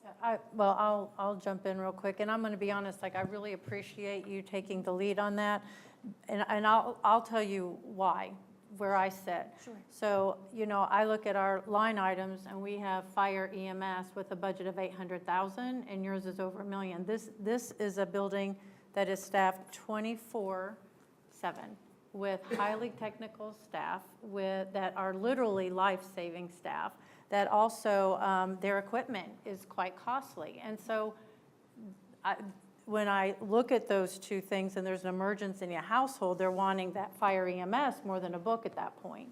And so when we're looking at the priorities of our community, you know, I want you to continue to look at your budget for us, and as much as you can, understand that, you know, we have other very vital departments that are working on shoestrings right now. And so when we look at you and say, you know, Elizabeth, you know, what can you shave off? That's an example in my mind where I have heartburn. So I know that, you know, Craig had said that you come in before we even asked you. And so I want to know, like, if we've been over budgeting you and you're not using that money and you don't need it, then we need to go into it knowing that. And so, you know, do take a deep dive into your budget and see if there are some other things. If there's some other things we can shave off for now, it's not necessarily forever, but it's for the greater good of things. So just to be honest with you, where I sit, you know, I try to see our fire EMS folks about every 3-4 months, give or take, and I can tell you that what they're seeing right now in the community in way of emergency is it's pretty sobering. So I just want to make sure that our budgets are aligning truly with all of our priorities, to include the fire EMS. Sure. So, I mean, I know fire and EMS are incredibly important. We value them as well. We call them a good bit at Right. the library. Right. Because again, the library is for everyone. Yeah. And we have situations from time to time where our police and our EMS are very necessary to us as the staff and to the individuals there. So I understand what you mean. Please keep in mind that the state aid line helps us tremendously, and that is a good portion of that $1 million budget. It's $240,000, and other reductions can impact that, so that also then becomes less because that's a formula. I would love to know what those are, because I keep hearing that, like, and I do know that for grant funding or certain funding, that there are obligations on our side, and we certainly don't want to compromise any of that in anything we do. So I'd love to understand what, for that amount of funding, what is the city's side? What are our responsibilities to make sure that we're good stewards and we're doing our part in that? I really don't know what that is. Are you saying you don't know what the state aid formula is? Like, for you, what do we need to provide when you get that Well, funding? That 235,000. It's more a matter of what is best not removed, right? So reducing hours, reducing staffing, those are part of the considerations. Now, what has saved us so far is my being able to contact the Library of Virginia and say, it's not just the library, there are other departments that are making reductions. I can't give you that exact formula at the moment, but I could certainly send it to you. I'm I mean, just every curious. time, like when the hours were reduced, I called them and said, is this going to be a problem? Right. There's a formula about how many hours you're open after 5 during the week, how many hours you're open on the weekend. But there's more than that, and it's, I think, a matter of how much of the budget is cut. So I think what I've asked for is budget-wise 26, very similar to 25 with some reductions. We also, again, fund our own programs. We don't take that from the city. We fundraise ourselves for that. And so a good $16,000 is coming from that. Does that answer your question? I mean, I think you're saying that whatever that algorithm is, you almost have to call and ask them when we make adjustments, or if we make those adjustments, how that will impact. Right, because I'm still learning. I'll say, is this an issue? And they'll say, well, yes, so far, but because they can see that other departments are being reduced. But when you say we're $1 million department, we're $700,000 from the city. It's not all from the city, that amount. Yeah, I mean, I know, but I mean, that's, yeah.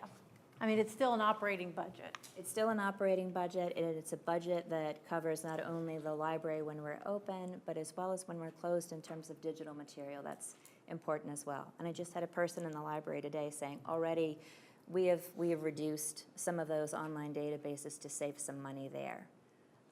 Hoopla is one of them, and already someone has come in to complain. We just reduced it on Friday. They're already coming in. So we are trying to make some reductions where we are, realizing that we're not saving the lives the way that the EMS and the police officers do.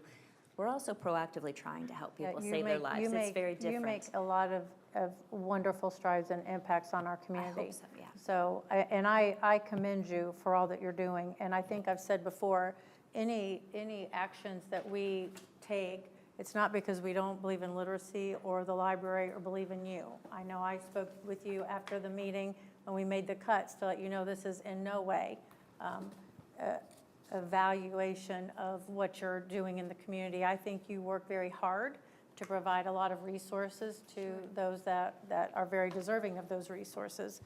We just are in this situation of, there has to be taxes to pay for everything. So we have to go back to the taxpayers and say, we have to make some choices right now. This isn't, we can do all the things all the time for everybody. We've got to make some of those calls. And so I do appreciate you, though, being very proactive.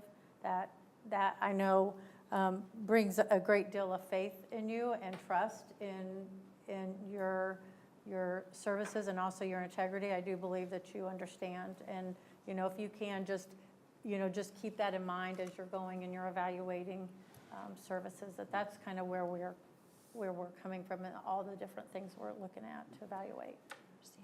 I'll piggyback. I mean, I know Jesse just asked some hard questions that had to be asked, but I do want to reiterate that I think the world of you and everything that you guys provide, and that can be said about any of these things that we're considering. And and I know said it earlier, but, you know, we're also, you know, hearing the other side of the equation of, I had 2 elderly people, you know, reach out to me this week about how these implications are going to affect them, and, you know, they're worried about Social Security, so is this going to, you know, no one wants to be here, and I know that you don't want to be here, we don't want to be here, but please don't think in any way that this is a judgment of value of service or anything for anyone, that whatever ends up happening. We value our library and will value our library, but it's just a hard time with some hard discussions. But I will reiterate what Jesse said too. I really appreciate how proactive and I mean, you know, you've come to us and you've reached out separately, and it's just really appreciated, and I appreciate you doing that. So, yeah. Thanks, Lisa. Thank you. Thank you.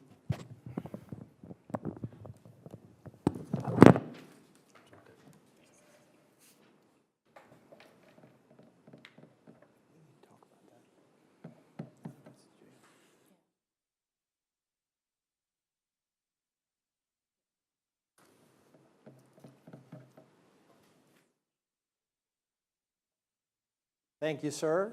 And let's see, you're just celebrating not quite a month on the job, right? And this is Day one of week 4. Yep. Well, we're glad you're here. Thank you for being here tonight.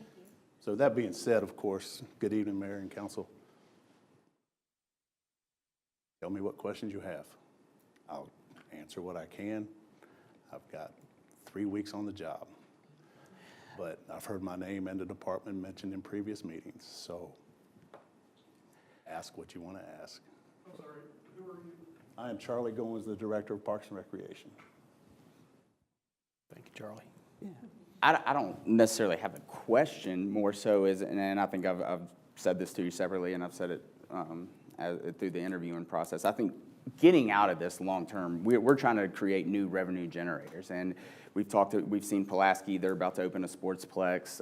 You're familiar with the Salem area, and you know I coach kids in Spectrum. I mean, they were busing 40 teams in and out of there on a weekly basis. You know, I've lived it. I see it. There's a lot of potential growth that we could have there. Granted, we've had some, you know, misfortune with our fields with Helene and everything else, but we do have a good base of good facilities. Can you maybe a little bit elaborate your vision for growth there, and really, you know, not only to bring back what was damaged, but capitalize on what is still there? And do you see any room for growth or things that we can do more of and do better? So that's a loaded question, sitting there talking in the budget system. Right, yeah. Well, I'm trying to get a happy note here, so how can you make more money? But that being said, Helene did a large damage to a lot of the facilities. And I've already spoken with outside organizations that took their business outside of the city of Radford. And their comment and everything is, we took it out because of the facilities. So to bring that business back, and that they're all wanting to come back, we have to make our facilities better. That goes from the keeping of them, the upkeep, from not just having dugouts, but covered dugouts. It's small things like that. So there's a plan. There's people that want to come back, but we have to give them a reason to come back and not just be the status quo. I feel in the 3 weeks that I've been here, one thing that I've heard the comment mentioned in here before we kicked the can down the road, that, well, let's just get by with what we got. You can get by with what you got, but you still have to take care of it. And I feel some of the things have been neglected. That's just outside eyes looking in. My goal is to make everything better as much as we can with as little as we can. So there's a lot of things that we can continue to do, to offer, that doesn't cost more money. And I'm already starting that process as well. So Did that answer your question? Yeah, yeah. Well, and what I was going to ask, one of the hopes always with all of our areas is, just like with the library, is there an area where we could bring in more money that maybe could help improve facilities, that could help us invest in other spaces that need it, or things along that line? I feel there's a lot of advertisement that needs to be done, and it hasn't been done. Yeah. From signs at the field, signs in the rec center, to really push that and pursue that. I think there's a large opportunity there. Sponsorship I agree opportunities. completely. Do you think there's anything on the state, I know federal's a little bit wonky right now with knowing what's there, but something that we can apply for to potentially get some funding to improve some of our spaces? For example, like if we have dugouts and they need to have a cover over them, or we need to improve the surface quality of a field. There are numerous grants out there. Am I the person to go look for the grants? No. The city have a person look for the grants? No. One thing I mentioned with Craig about was there is a company out there that will do it citywide to go look for the grants, apply for the grants, and help you get those grants. And they take a percentage of that to... It's a charge up front for 12 months, and then for whatever grant they're working on, then it's an hourly fee. There's no percentage taken out of it. Okay. No, And they cover, I'm sorry, I didn't mean to interrupt. No, you're fine. But they cover fire, rescue, public works, parks and recreation. They will look for grants for the entire city. I think there's value in that, because if we can grow this pie a little bit and take care of some of our needs that way, that gets us further down the road and takes care of some of the things just like you were talking about. And I used them in Tucker, and they found us $250,000 within 2 months.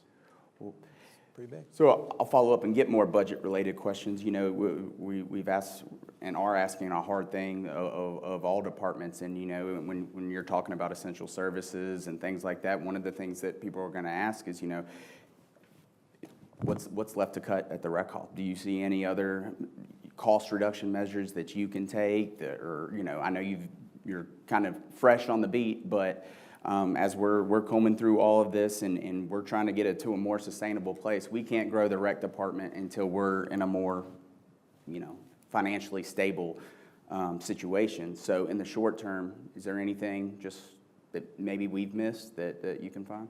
Without losing service of any kind, no. Right. So then it would come back to what service is the least important that you feel to the citizens of Radford that you want to cut from the rec department. The rec center, that would be the only way to be able to reduce it more, is decide what isn't important to them. I know that with the initial round of discussion, the rec center cut hours about 10% from 89 to 81 or 80. And that primarily affected the morning schedule. And as you're well aware, there are folks that weren't happy with that. And so Charlie and I talked about, are there other times that you could look at? And I think you looked at a weekend modification, but then you looked at the folks that were coming through the door on the early time, and you looked at people that were coming through the door on the other time, and it's the same number of people. Well, I I'm wanted going to to ask... upset 300 people this way, or I'm going to upset 300 people that way. Yeah. But the one thing that I will say, and I will piggyback a little bit here, is that the system that the Parks and Recreation uses, the software for it, is very outdated. I can't get the information that I need to make some hard decisions without having to go back and manually do it. Right. So that's something that we need to look at as well. I think that ties into one of our biggest concerns is we have a lot of infrastructure that needs to be replaced, whether you're talking about water lines, IT, this or that. We're just now getting to a stable budget, and we still have a $10 million hole. And then, we're with no reserves to speak of. So, I just want to reiterate that for why we're kind of feeling like we're feeling. Another Helene, where would we be? It's an unhealthy place to be. To your point, I don't think there's any service that doesn't have value to someone. Everyone in this community values the services that are provided by all departments. Just in the meantime, we're going to have to take a real look at everything so that we can sustain and grow and invest in you and your staff. But where we're at right now, we just can't do that. I mean, we're 2 years in a row where we haven't been able to give our employees a raise. It's not because they're not great at what they do. It's because that we're not financially healthy. So I appreciate. I know you're fresh on the job but you're committed. You're not going anywhere. So we're glad to have you. But I appreciate you being willing to work through us with this. I mean, we're trying to get this budget passed, but I know that we're working hard and asking a lot of questions, and so appreciate you. The only other piece I'll have is, you're coming in from the outside, looking at what we're doing, and you've been some other places, and certainly you have some network and contacts and things like that. Is there an innovative way we can offer what we offer in different ways, and creative things that we can do? And I know that's probably not a question to answer in 5 minutes on week 4 and things like that. But that would be something I'd be curious to know more about. Can we do something that's a little outside the box that still allows our people to have the opportunities we would like them to have, but maybe can be delivered differently? Yeah, I mean, for sure. There's opportunities that I've already looked to try to reorganize a couple of different things as well. Like I said, we are looking into what can we add to generate more revenue that doesn't cost us money to add it. Sure. And so I'm in the process of, we got meetings and looking to talk with other people about that to be able to maximize on that as well. We appreciate that. And if there's something that will be a significant generator, I think don't be afraid to bring it up to the manager or to us, even if there is some cost associated, because if that's a worthwhile investment, it makes sense. I'm not saying it has to all be just plus. It can be some expense that gives us a plus, and especially if it's big pluses in the future. I mean, there's, I kind of live by the saying everywhere that I've been and everything. You do have to spend a little money to make a lot of money. Absolutely. So I agree. One quick follow-up. Yeah. One quick follow-up on the advertising. I think that we've all wanted that for a long time. What do we need to do to get that going? Is that something you and the Economic Development Director, Kim, or is that through the Chamber? From my understanding, it's the Chamber of Commerce that is doing that right now. Okay. So they stopped by the office, but they didn't have their information with. They just wanted to do a meet and greet. Okay. So I need to get with them to find out exactly what that entails. Okay. And I know Jesse's our rep on the Chamber, and I'm sure she can follow up, and I know Dan pretty well, but I do think that that's a good source. And, as a small business owner, I mean, how many kids families come in there? So, I mean, I think that's beneficial for everyone, but, that could go a long way to fund some of these things. So if we could get a real concerted effort on that, I think that would be helpful. I can just give a little anecdote about that. A lot of the businesses that we're looking at buying and sponsoring signs, they are a little bit limited because it's with children. You can't put alcohol or, there's a lot, like I know our brewery was interested in, putting up a sign and supporting the kids, but then there's some concern with, advertising a brewery. So I know that that's something that Chamber's been trying to work through. I said things have changed because Tina's Tap, they're the ones that always supported my baseball team growing up. And She we goes all, bail bonds we all for wore the Bad the News shirt, Bears. There you go. Of Tina's Tap, and as we were 5. So I do know a lot of the businesses that you see that do support. Not all of them, but some of them that we had approached that were interested. We were then trying to work out the intricacies of how Well, and I'd like to see us advertise things outside the city too. Certainly all of our city folks. Nothing would be better than to have a ring full of restaurants and opportunities and things like that. But, you and I have talked just a little bit. We have some professional, semi-pro, rookie, minor league area groups. If they could advertise in the rec center and that bring in revenue, I'd love to see that too. I think that could be a big benefit. Sure. I mean, I think it goes to the season that you're in as well. Yep. Whether it's the Turtles in Pulaski, the Red Sox in Salem out on the baseball fields, whether it's the Roanoke Rail Yard Dogs in the rec center during the winter seasons, things like that to be able to look at. I'd love to leave no stone unturned for that because I think there's a lot of opportunity and I think it's helpful. It's a revenue thing, but it's also information for those people that are at those places. Is there anything else you can think of working with our parks, our recreation, and our overall youth sports and other programming that would be of benefit as we're talking budget, as we're looking at things. Because, you know, certainly that we've kind of talked a lot about the recreation and sports side of it, but there's a big part of this that is our parks and natural areas and things along that line. And you're 100% right. Maintaining those is crucial for the long-term health and success of them. Is there anything else you can think of that we're not thinking about regarding those areas? I think you could do something here though on a smaller scale to help with advertisement, get a partner and create a smaller version of Illuminati's like in Roanoke. You could do that with our walking trails or trail system within the city to be able to do something like that. That would help with revenue and split the differences like they do with Center in the Square. It'd look cool in Wildwood Park. Or in Bissett, So, I think just there's lots of anything like options, that. yeah. Bissett, I mean, you could almost do like a drive-through kind of smaller concept for what they're doing there, but I definitely think it could be done here. That's something, I know when we talked Winterfest a few years ago that we would love to explore. Help us figure that out. You know, obviously, we don't have a bag of money to put toward it, so that's something I think there would be plenty of energy and support for as we're looking for that. But innovation is what we're looking for too, is how can we do this and make a difference to, you know, do something different. Right. We do I mean, appreciate and that's how Illuminite started in Roanoke. I was part of that. And that's how it started. Center in the Square was able to fund it, and we did all the work for it. You know, so and then we ended up splitting the cost where it didn't cost us anything but our time and our employees. But as it grew, you know, it is, yeah, so. And it's a point of pride as well as a moneymaker and an Start with activity and something everything. small to be able to continue to grow. One last thing on the advertising piece. I think, you know, we've talked about it a lot. Maybe if Jesse will take it to the chamber board and I'll take it to the rec commission, and that way we can set some goals and some things that we'd like to have so that, you know, this time next year, we're not wishing we had more. Let's start talking about it. I'm the rec commission rep, so I'll be happy to talk about that. And maybe Jesse, if you could. We probably need to have a joint meeting and all kind of communicate Yep. about it together to devise an action plan. Sure. Sounds good. Charlie, thank you. Thank you. And welcome to Radford. We are glad to have you here. Thank you. Thank you. Happy to be here. Chief, thank you for coming down.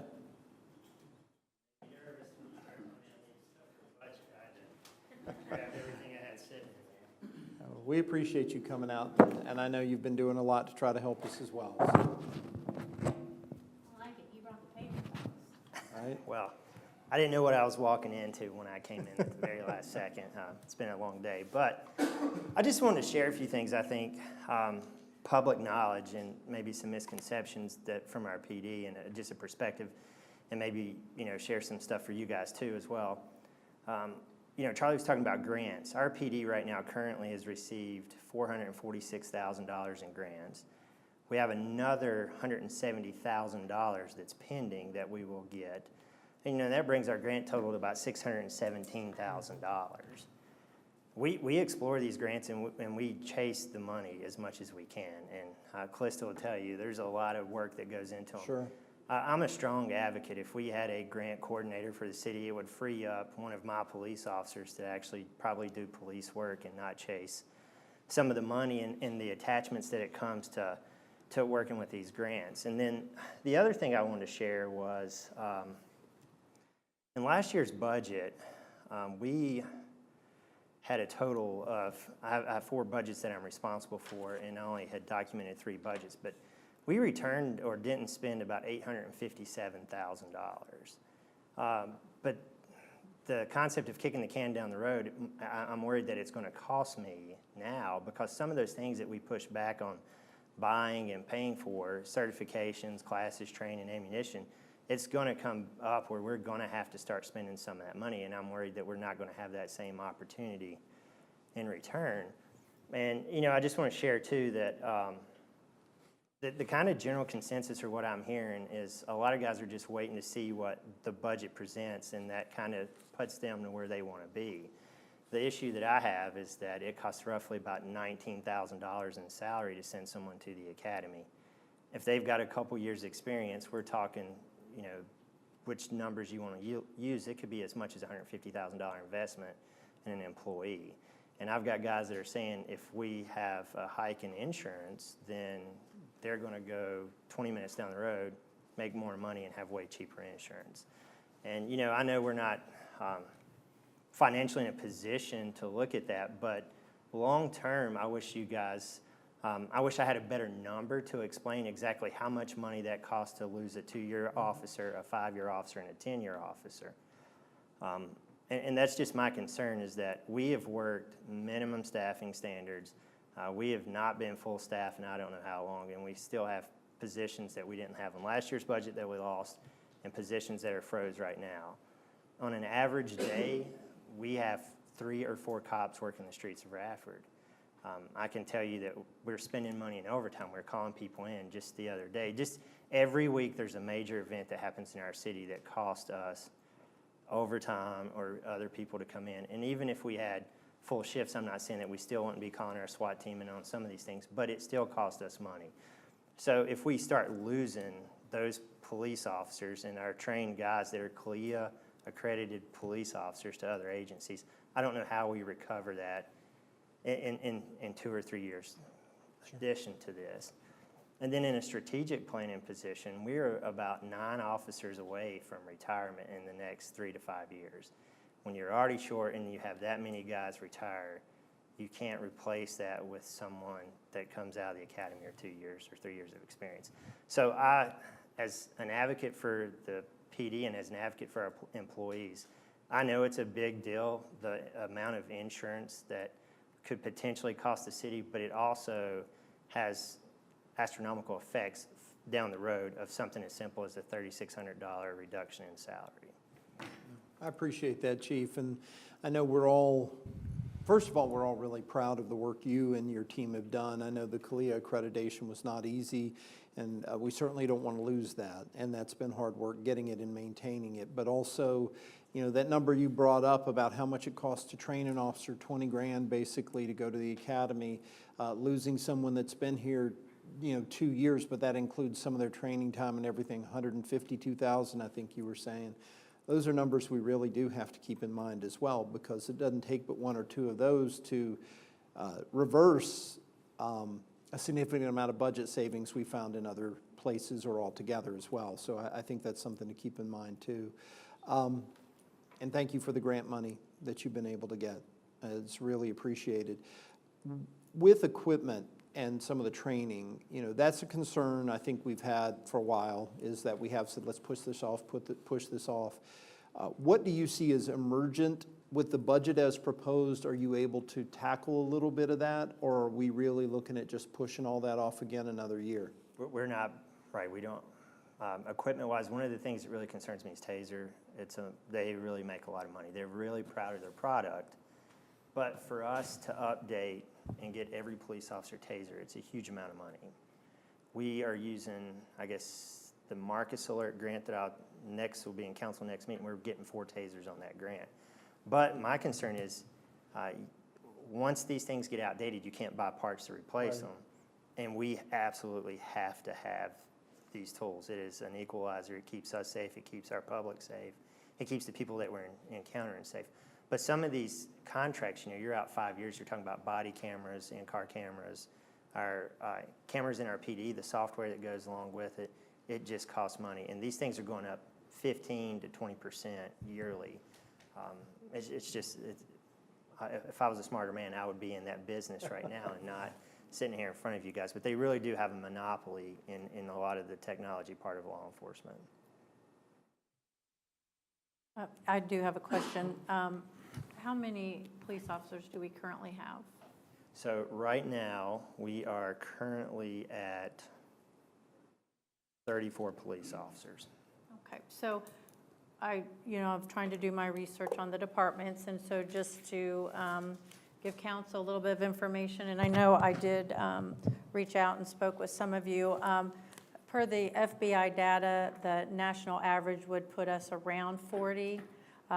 Believe it or not, one of the resources that I found that had the most information was Defund the Police, their site. So I figured if they say we don't have enough officers, we may not. So just so, and I'm saying this because I have had residents say, have you looked into this with scrutiny? Because we feel like there's a lot of officers. So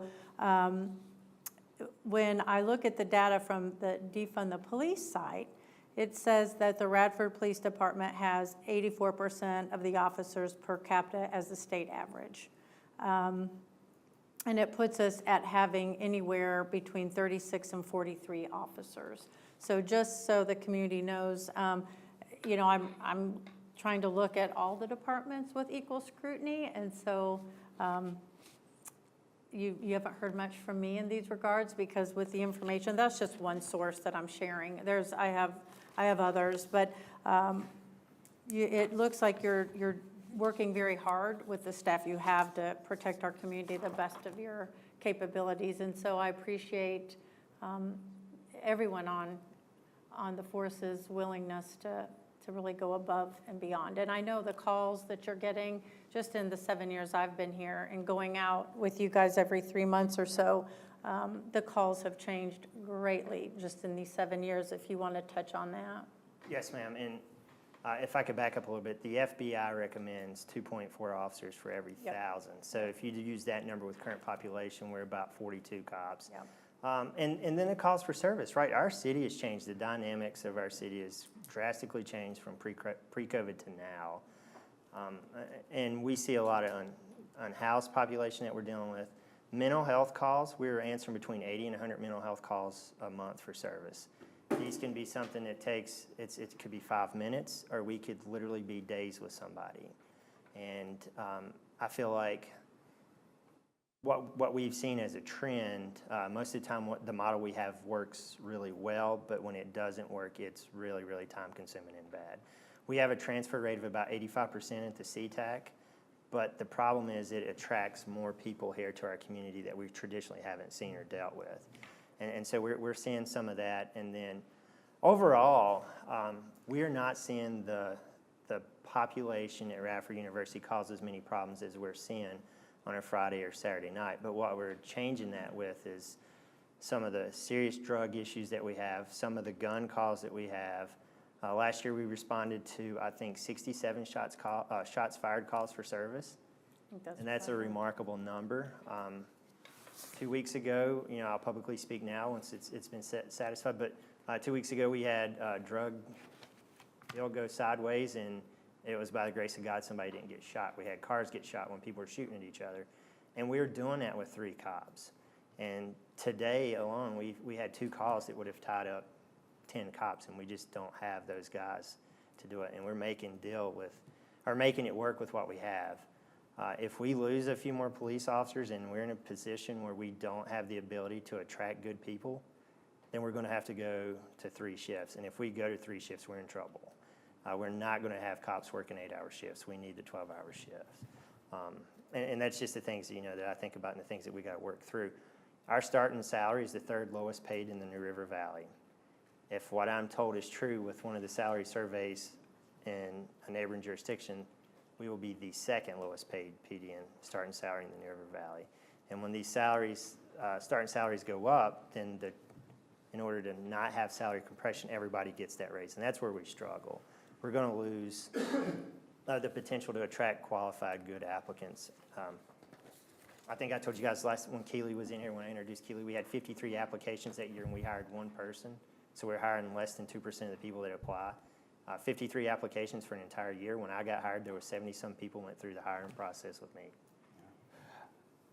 I'll just add on, I'd done some research too and saw, you know, a lot of the same things that Jesse was saying. And I also want to say thank you. You've also been a very proactive department head leader that has sent me a bunch of information and just, you know, always will answer a call anytime, and I appreciate all you do. The numbers speak for themselves. I know you're doing more with doing less. I think one of the, and you know, I continue to say it, is trying to figure out how can we develop, grow, and invest in our officers long term with this, you know, hanging around. You know, you're right. I mean, at some point you do have to invest in something. You cannot kick the can on educational and your equipment and things like that. So there comes a point of diminishing returns, and I do get that. But we trying to get to a place where we can then invest in you guys, make it a more attractive place to come be an officer is what keeps me up at night trying to do. But again, the numbers, I've looked at them, and one of the most important things that we can provide for our citizens is their safety. And, you know, we all live here, raise children here, so thank you for everything you guys do. And know that from the bottom of our hearts, this whole community supports you. And we're trying to make this a better situation, because I know retention's hard, and I know that on the back end for us, rehiring these positions can be detrimental too. So there's no perfect answers. We got to get to a place where we can invest in you, where we're not draining our citizens, and when we're a healthy place. But you've been very proactive with getting information and holding positions that you didn't necessarily have to hold. So thank you for everything you're doing. I know that you've worked really hard. So Well, it goes both ways. Listen, I'm not coming up here to complain, but I think it's as much as some of the public having the opportunity to hear this that may not have heard it before. And it's easy to think when you see 3 police cars sitting at the doghouse that we have everybody piled up in there eating. And that might be the case. That might be the only time those guys get to eat in a 12-hour shift. And I'm grateful for what you guys have done. I appreciate the support, but I'm also fearful. I don't know where 2 years down the road what we look like. Thank you, Chief. Any questions before I take the mic off? No, sir. Thank you, guys. From one chief to another chief. Rodney, come on down. Come on down. We want you to. And before you get started, I'm going to clarify, because the mayor was right, I need to clarify. So when I was looking at the budget, when I'm talking about the 800,000, I wasn't talking about I was talking about your facilities, the equipment expenses and things on that line item, not the personnel. But before you get started, I wanted to address something that I called you about. One of the line items, again, that was 800,000, was we had Charge for services. Yeah, charge for services. It said that, you know, you should have 800. That one, was it 780 or something, somewhere around there, and you were at half of that at 400. So I called you and I said, how is this number so off, where we're calculating where you should be in regards to these services and getting reimbursement, opposed to where we really are? And I wanted you to cover that, because I know that was sort of a moment that we all looked down and thought, well, that's you're down by half. How is that? Where did that number come from? So could you address that? Yep, I can. And that number is driven by demographics, either from commercial payers down to Medicare, Medicaid, and self-payers. And you know, and like I say, our demographics drive that. So, and we're seeing a lot more self-payers. So that's going to drive that number down. And with the college not being at the enrollment that we used to see, that is kind of a driver on that as well. So, and you know, I guess that number kind of fluctuates year to year depending on our call volume. So, if that answers that. And I think mainly what, you know, when you and I were drilling down on it, you're getting more calls from the community of folks that don't have a payer source. So self-payers, meaning there is no insurance. Correct. They may be homeless, and we're not discriminating about when someone calls for help, we go to help them. Yes. And whether they can pay or not pay, They're getting the same services. they're going to get the as same services. And so we're seeing more calls with folks that just simply don't have the resources to pay that. Yeah, and we're seeing that on the back end. You know, we don't know that going into it as far as Right. the call. That is something that we, you know, realize on the back end, so. But you couldn't change your behavior on No. the front end, nor should you. Correct. Well, I wanted to talk just a little bit. First of all, again, thank you for all you do. And I know it's been challenging over all these years as we brought EMS back in-house and did new training and figured out how we were going to do everything and all of that piece. And a lot of that occurred, I think, 2016, 2017, along in there. So we're about a decade into that. I know we spent a lot of resources trying to improve things at the fire department and get us to a better place. Do you feel like that money has helped you do what you need to do to service the citizens of Radford? By having the new residence space, by having more training and more equipment space within the actual structure? Yes, it did. Short term, it did. You know, it gave everybody their individual bunk room. So that kind of gave everybody that, you know, free space that, you know, if I need to decompress, I can go decompress, come back out with the group. So that helped out tremendously. And in turn, that opened up a room for us to turn into a training room that we didn't have before. Before, we would have to go out in the bay, pull the truck out, and, you know, do the training out in the bays. So that, you know, enhanced our training big time on that. So. Well, and I only bring that up because, you know, what we've tried to do as a council over these years was to address the concerns for our department, you know, to make sure you all are taken care of and to address problems that were coming up. And I had some people push back on some of the money that we had spent out at the fire department, but I think it was a good investment and it appears to have helped you as well. How are things going with your personnel out at the fire department? Not to regurgitate everything that's been said tonight, but, you know, it is worrisome. You know, like Chief Holdaway said, it's when we invest in somebody, it's just not bringing them on board and you know, they're ready to go to work. It's turnout gear. Turnout gear right now, if I outfit one person, it takes about $6,000 to outfit one person. Then you have to turn around and precept them on the EMS side, which costs about $3,000 or $4,000 on top of that. So we're looking at about $10,000 investment for one employee. And, you know, the thing that we're looking at is, you know, do we want a veteran coming into our program to be a provider or someone that's just fresh out of paramedic school? If we get them fresh out of paramedic school, we're gonna have to invest in them a little bit longer than if we get somebody that's been in, you know, in a, let's say a hospital setting or another provider, you know, 5 or 6 years. Precepting may only take about a month. That new person that's coming out of paramedic school may take 3 or 4 months to get them through precepting. So it's an investment that we've got to put at, and are they going to stay with us that long? So, because I mean, we have a lot of young providers now. Our provider, probably within 1 or 2 years of service, is about 40% at the firehouse now. So we, you know, and we have 2 that's coming up that could, you know, retire within, you know, 30, 60 days. So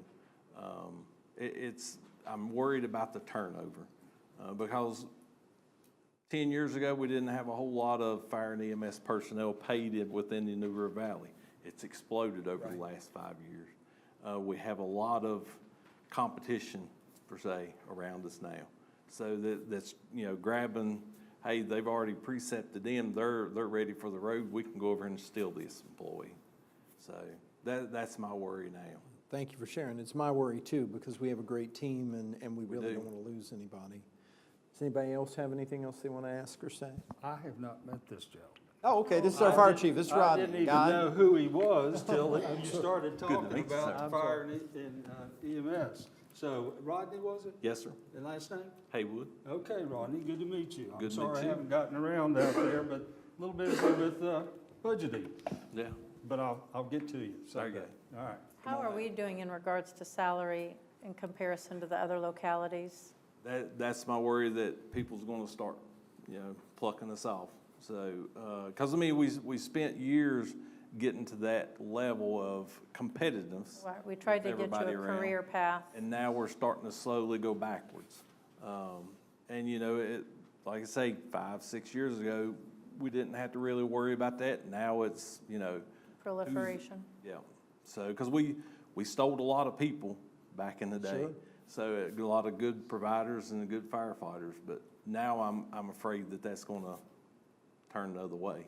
So. And we recognize Radford's still an awesome place for that team to work, but that's something they have to consider for their family, so we get that too. It is. Yes, sir. That's one thing that worries me with the insurance and everything else, because that's one thing that, you know, we were right there neck and neck with everybody, but we'd say, well, you know, your insurance is paid over here. Oh, really? You know, and that would be kind of a Tipping point. yeah. We'd get nibbles on that. So. And so that comes down to, you know, where our numbers are now in regards to our taxes. It really is to keep the lights on and pay the bills. It's not putting a lot in reserves. And so in order to do that, then council has to decide, how much more we feel the rates can go up that our population can stomach right now, because it has to be paid for somehow. Yeah. So And that's, it's one thing I don't that's the challenge. envy you all any. I'm glad I'm not in your shoes, but I would like to say too, to Craig and Callista, thank you all for, your budget work and working with us and listening to us as well. Couldn't as do it department without heads. you guys. how Thank are you guys in regards to grants? Because I know you guys would have a department that also would be looked at favorably. Our demographics can be challenging, but it also can help us when it comes to grants. And we look at those and, a lot of times we fall short on it just because of, we do this or do that. It's not really policy or procedures. It's just, it's a competitive world out there and we just fall short on that. And, we ask, hey, how can we do better in this grant? Like the AFG grants, the Assistance Firefighters grants. We apply for those every year, and it's just so competitive anymore, and those numbers are coming down, and the departments that are applying for them are going up. We just, it's just a cutthroat world, and it's, did you dot your I or cross your T right?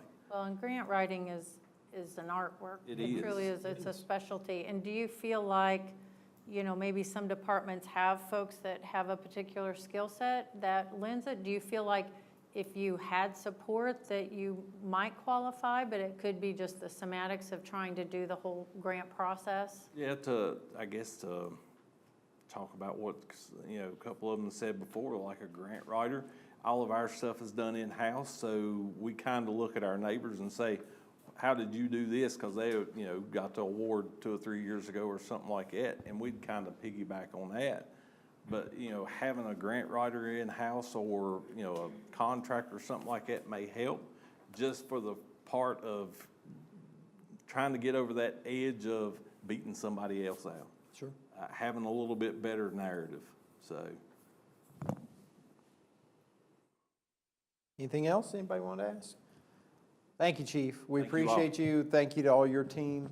And I will say it's a little unnerving when you have someone who fights fires for a living and another person who has to face people with guns telling them how much they don't want to be in our shoes. I guess that says a lot for what we're dealing with. But we appreciate you. Thank you so much. Thank you, Rodney.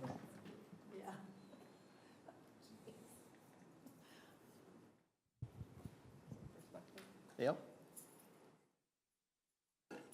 Thank you, sir. Good evening, everybody. Hey, Wade. Appreciate y'all taking time to hear from us. We appreciate you. First of all, I want to thank you guys, everybody here. I know Craig and Guy, they've kind of walked into the lion's den on this stuff. Well, maybe it's more like the Bobcat den that y'all are dealing with, but, you guys have been around. I've realized, and I know a lot of people realize that, the problems that we're having didn't start with you guys. This goes back a long ways, of just not taking action maybe when we should have a long time ago. I know water rates and sewer rates were something I was screaming about a number of years ago. I'm sorry. It's okay. But yeah, just basically echoing what the other department heads have said, with Tim, Jerry, Rodney, everybody here, the concerns about the employees. We're down 4 right now from where we were 4 years ago. We're definitely losing one in October, and I've got carrots hanging out everywhere to take Class 1 operators from us. I know our chief operator says he wants to stick it out with us.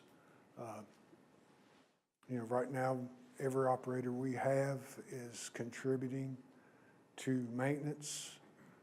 We're basically everything from plumbers to janitors to electricians, but we also have other department heads. We ran into a situation Friday, pretty nasty little situation, but Don and his crew came out and helped us. That's one thing I will say, the other department heads here are always right there if we need them. And I hope they all know that we're there to back them up. A lot of times I've heard grumbling about the water rates. And, you know, I mean, I grew up here in the city. I was born here in the city. I love Radford.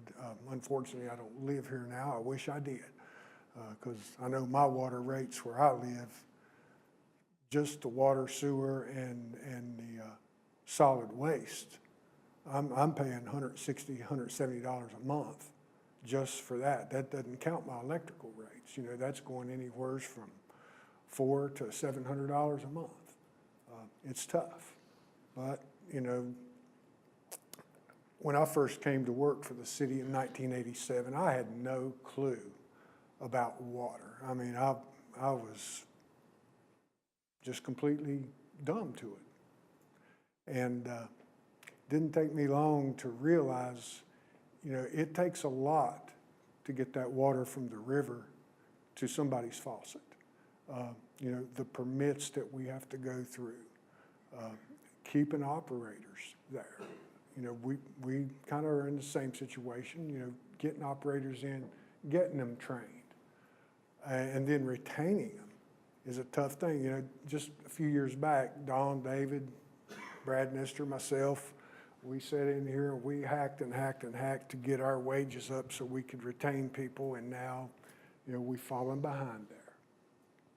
You know, I've got 2 people right now. One's been offered $6,000. The other been told, you come with us, we'll give you $12,000 to $14,000 more a year. You know, they're kind of not really wanting to go, which I'm glad, you know. But with the insurance thing, you know, it could change some minds. You know, right now we've got 11 people, counting myself, working 7 days a week, 365 days a year.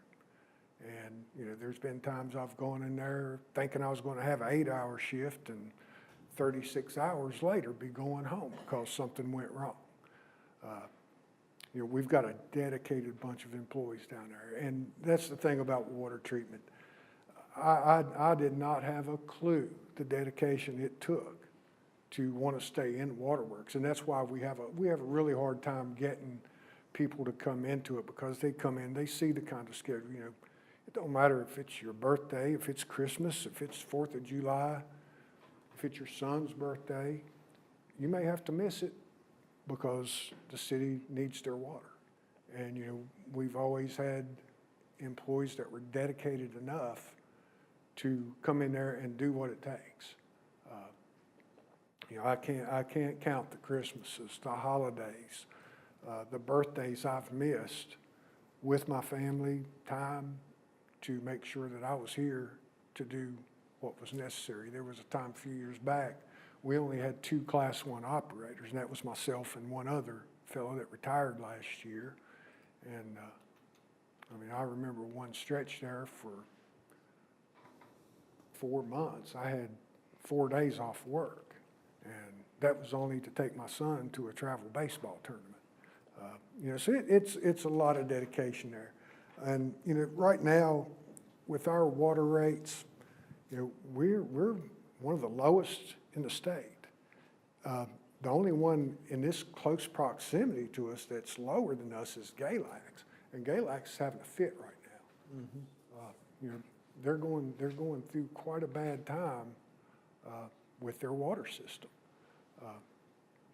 The other couple of places, you know, Fairfax, Loudoun counties, well, they've got such a huge population that they can afford to be lower on rates because they're selling, you know, billions of gallons of water. You know, we're selling right now, we're producing about a little over 700 million gallons a year is what we're producing. We have capacity for more, so we got to find a way to sell that water, right? We do. Yeah, I've picked with Craig, and I've picked with people about, let's put a casino in Radford. I don't know how many people in Radford would go for that idea. But yeah, you know, it takes a lot. You know, just having the river running by our city doesn't mean that you're going to go down there and drink out of it. I guarantee you, if you did, you'd probably be regretting it real quick because there's a lot of contaminants there, and you know, we work really hard. The cost of chemicals have gotten crazy.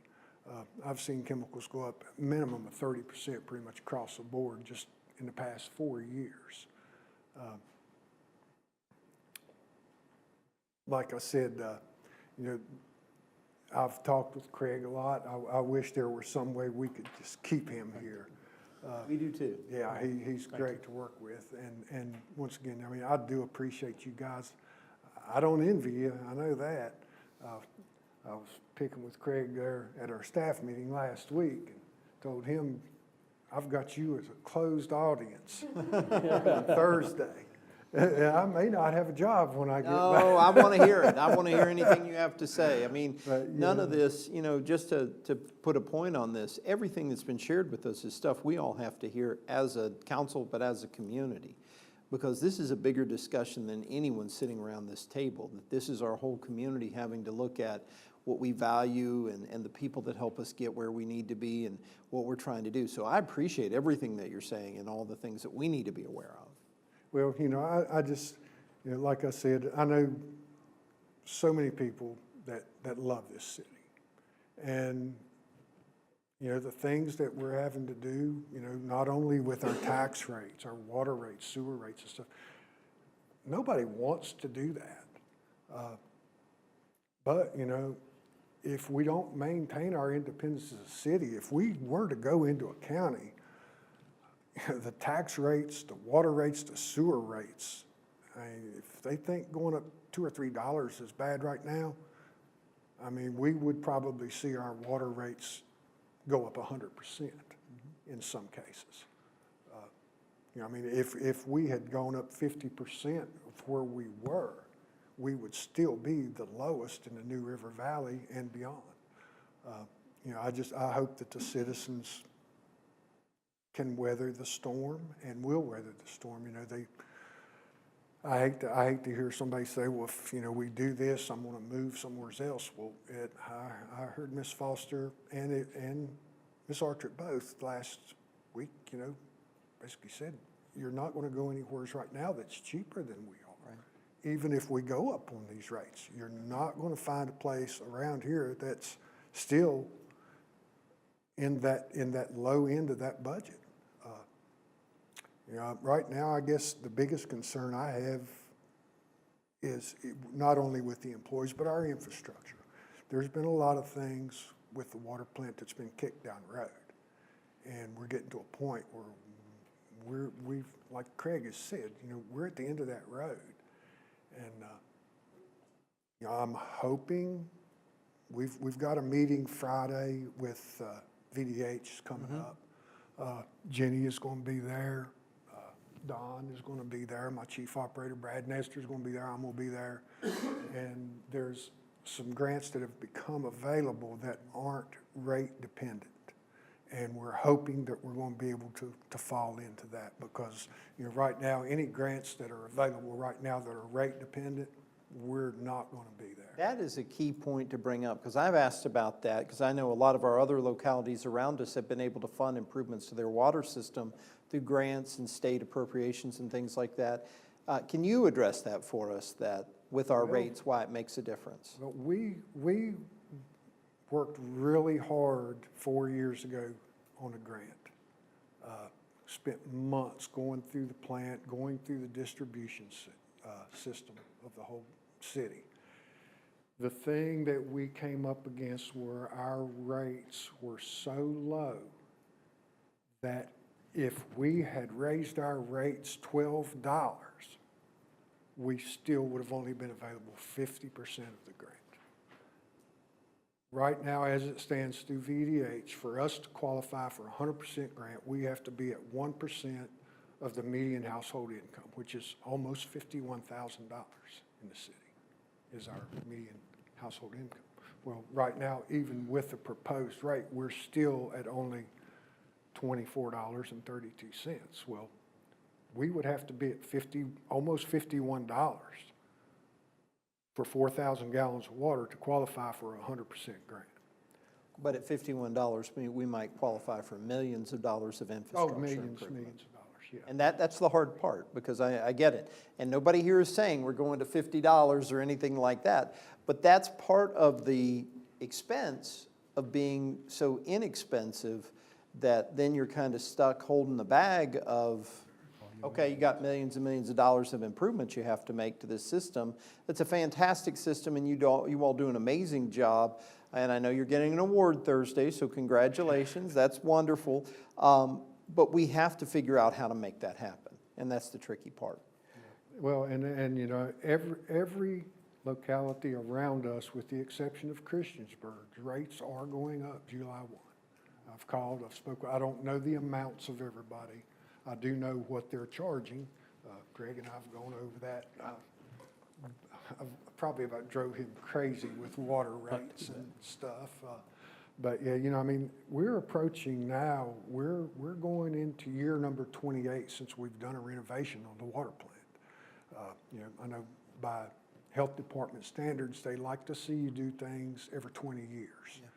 I have a question for that. You know, would you qualify for any of the CBDG grants? I know we're trying to reallocate from some like of our cosmetic more plans to some more infrastructure related plans, but we don't think that would.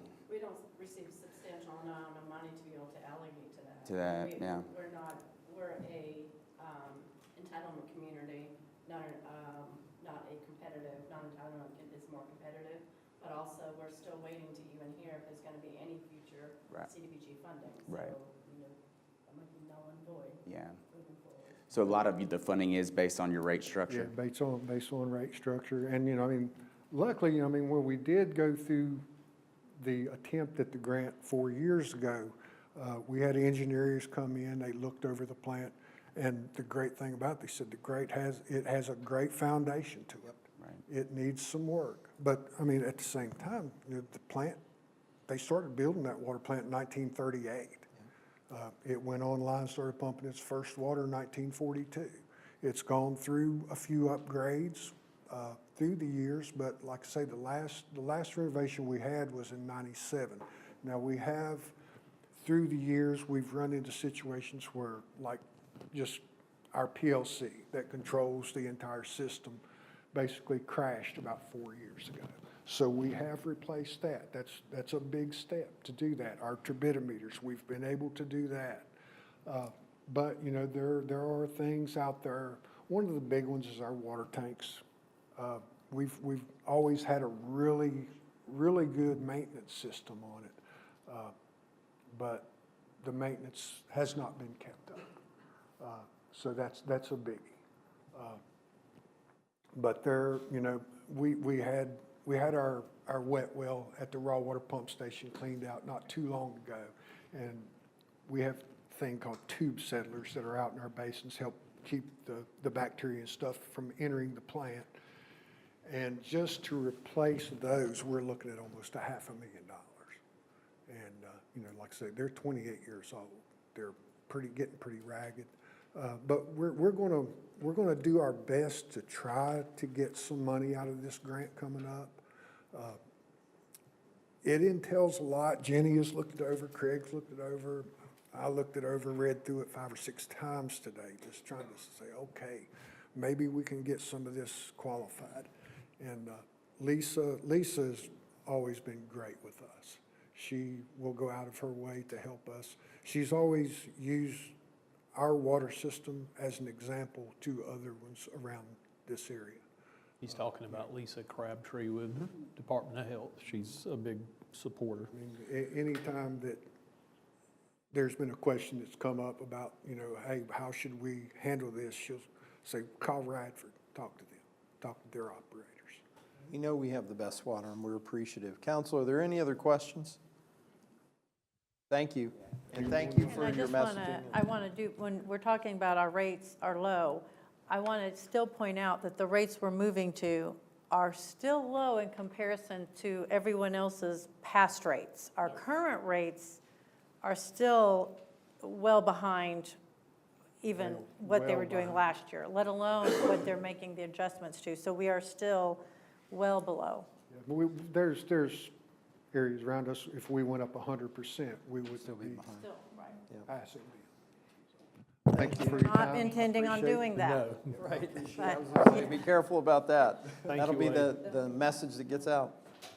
But I think too, one of the real challenges with all this is as these things are brought to our attention and we're trying to figure out where we need to be, how do we do that in a way that it doesn't put a shock in the system, and we fully recognize, I get messages from citizens too, I just don't have it in my budget to be able to do that. And so we've tried to find a balanced way to do it. We don't want to make it that much harder for folks to be able to pay their bill and put it that way. But we've got to move in some directions or else we're not going to be able to do some of these things. But is there anybody else who would like to come share with us? Yes, ma'am. Melissa, all right. Twice in one night. Back. Well, before was transit, so I've got another job that I want to be able to. Wear a lot of hats, and we appreciate to bring that. up. And honestly, it's not really my job specifically. We did bring up CDBG earlier. We really do try to utilize the small amount of funding that we do spread out a lot. And we have departments who work really, really hard at stretching those dollars and making repairs, not like long-term fixes, but they really are trying to make these repairs on the minimal cost in terms of their employees. My concern, like everyone else tonight, and we all know, the people that are here and speaking are really dedicated to trying to make things work in our community. We really are working hard to make sure that we are saving money anywhere we can. With that being said, when you have small departments and you have the staff who are really working hard, 24, sometimes middle of the night, all types of weather, we know this, but if they leave, the amount of money it's gonna take to go put out these contracts to get this stuff fixed, because our infrastructure is breaking. It's something that has not been invested, not now over a long period of time, has not been invested in. When they leave, I hope that they don't, but if they leave, we are gonna have to have them fixed. And the amount of money that we're looking at saving in terms of specifically this insurance isn't even gonna equate to the amount we're gonna have to spend to have everything fixed. And that's where I'm gonna leave it at. Thank you all, appreciate your time. Thank you. Anybody else want to share anything with us? I'm sorry, I'm Melissa Skelton, I'm the Director of Community Development. I do all the planning and zoning, and I'm also oversee transit. and you were talking about cost of Infrastructure, water, sewer, all the infrastructure that's been breaking, and our crews are going out constantly. Sometimes holidays, middle of the night, all sorts of weather trying to repair. So if we don't have them to repair it, we have to send that and hire a contractor because it has to get repaired, then that's going to cost 3 to 4 times more to make those repairs versus having the staff in place to be able to do that work. And I'm not just talking about one department, it's many departments throughout the city. Yeah. Craig, we've heard a lot this evening about the concerns related to this insurance. And I think that's something, it's the elephant in the room we're going to have to talk about in some way, shape, or form. You said the cost was we'd gotten it down, which was good, but it's still about $630,000 in an increase. Total was Total to the city. 637. And that in your budget, what you think you might be able to do is $210,000 from the city and $420,000 from the employees. That's the way it's structured right With now. some of the savings, and I know we have these things we have to consider, is there any possibility for us to be able to do anything more that mitigates some of that issue for our employees? Absolutely, if council's willing to use some of the additional savings or additional revenues to offset some of that, yes. And I recognize, I know, Seth, you've really kept us aware of some of the things we're behind on and that we're trying to figure out, and I don't take any of that lightly, but I also, worry about if we can't make the investments in the people we depend on, are we going to be in an even worse place? And I just want us to think about it. I don't think this is an answer we come up with at this meeting tonight, but I think this is something we really need to consider because it'll have an impact across the board. I don't think it's any one department. I don't think it's any one person. But I also understand that's a big ask. So if we were to shift it to 50-50, that's another $105,000 or so on the cost. If it went 60-40 the other way, that's another couple $100,000. Again, the total amount $600,000, and we've already looked at $200,000, so we'd have to find about $400,000 of that. Those are big numbers, and that's a lot, and that can be money we put in the the hole to try to get us out of the issues we're in. So it's not an easy decision, but I do think it's something we all need to think about just a little bit, because we don't want to make our situation worse. I think, every single one of us has our own prerogative. When I look at this, and I've stated it many times, many different ways, and maybe, not getting it across the best, what I worry about the most for the future is we are at a point now where we're unsustainable for the level of service, the level of staffing, the level of cost with the revenues that we're trying to bring in. We're working really hard to correct that, and Craig's given us a budget to do that. We are in a very big hole, and I've had a lot of people ask me, well, why not just let us be a town, and I think that there's a lot of reasons to fight to be a city. I think that your level of services will definitely go down. Your taxes will will dramatically go up. So there's a lot of reasons to fight to save this city. It has to be done with hard decisions. We're not in a sustainable place right now with future dark clouds looming. I mean, there's also a lot of good revenue potential that we're hoping for, but there's also some challenges with cogen and, tariff impacts, so you name it. There's a lot that we have to consider. So if you're specifically talking about insurance or staffing, I think I've said this, and I know I've mentioned it to Craig, is at some point we can continue to struggle to get by without investing in the people that we have. Or do we get to a place where we can invest in the people that we have? We haven't been able to give a COLA in 2 years. We're $10 million in a hole. If we're sitting here having this conversation again next year, I can't invest in you then either. So at some point, we got to do the hard stuff so we can build a better future. Everybody might have a different opinion on why to get that. I just want to make sure that people know my reasoning for doing this is to invest in our people, is to get us to a better place, but we can't act like we're not where we are, and it's not because we're not hitting revenues. I mean, we're hitting those too. A 10-cent, 15-cent tax increase in 2 years. We're going up on our sales and meals. We're hitting that too. It's just the numbers for me. It's a tough thing to do, but to be able to invest in you guys, I think that this year has to be a hard year where a lot of hard decisions are made. I'm one person, one vote, and I know that we'll all discuss that, but that's just where I'm at. Is it? I'm sorry, were you talking about the health insurance for the employees? Yes. Is there anyone else who wants to come share anything with us among our department heads and employees that are gathered here? Well, I appreciate everybody that did share, and I know some of you have shared some things privately as well, and I know we've been talking among ourselves with things going on. I hope you do realize that we do value each and every one of you and every single person that works for this city. We recognize that the city wouldn't work without you, and that the services you provide to our citizens, the things that you're able to do to keep us moving forward, whether it's keeping something rolling smoothly or dealing with it when it breaks, helping people have a decent quality of life in this community, all of the pieces that you engage in are really important to all of us, and we do appreciate that.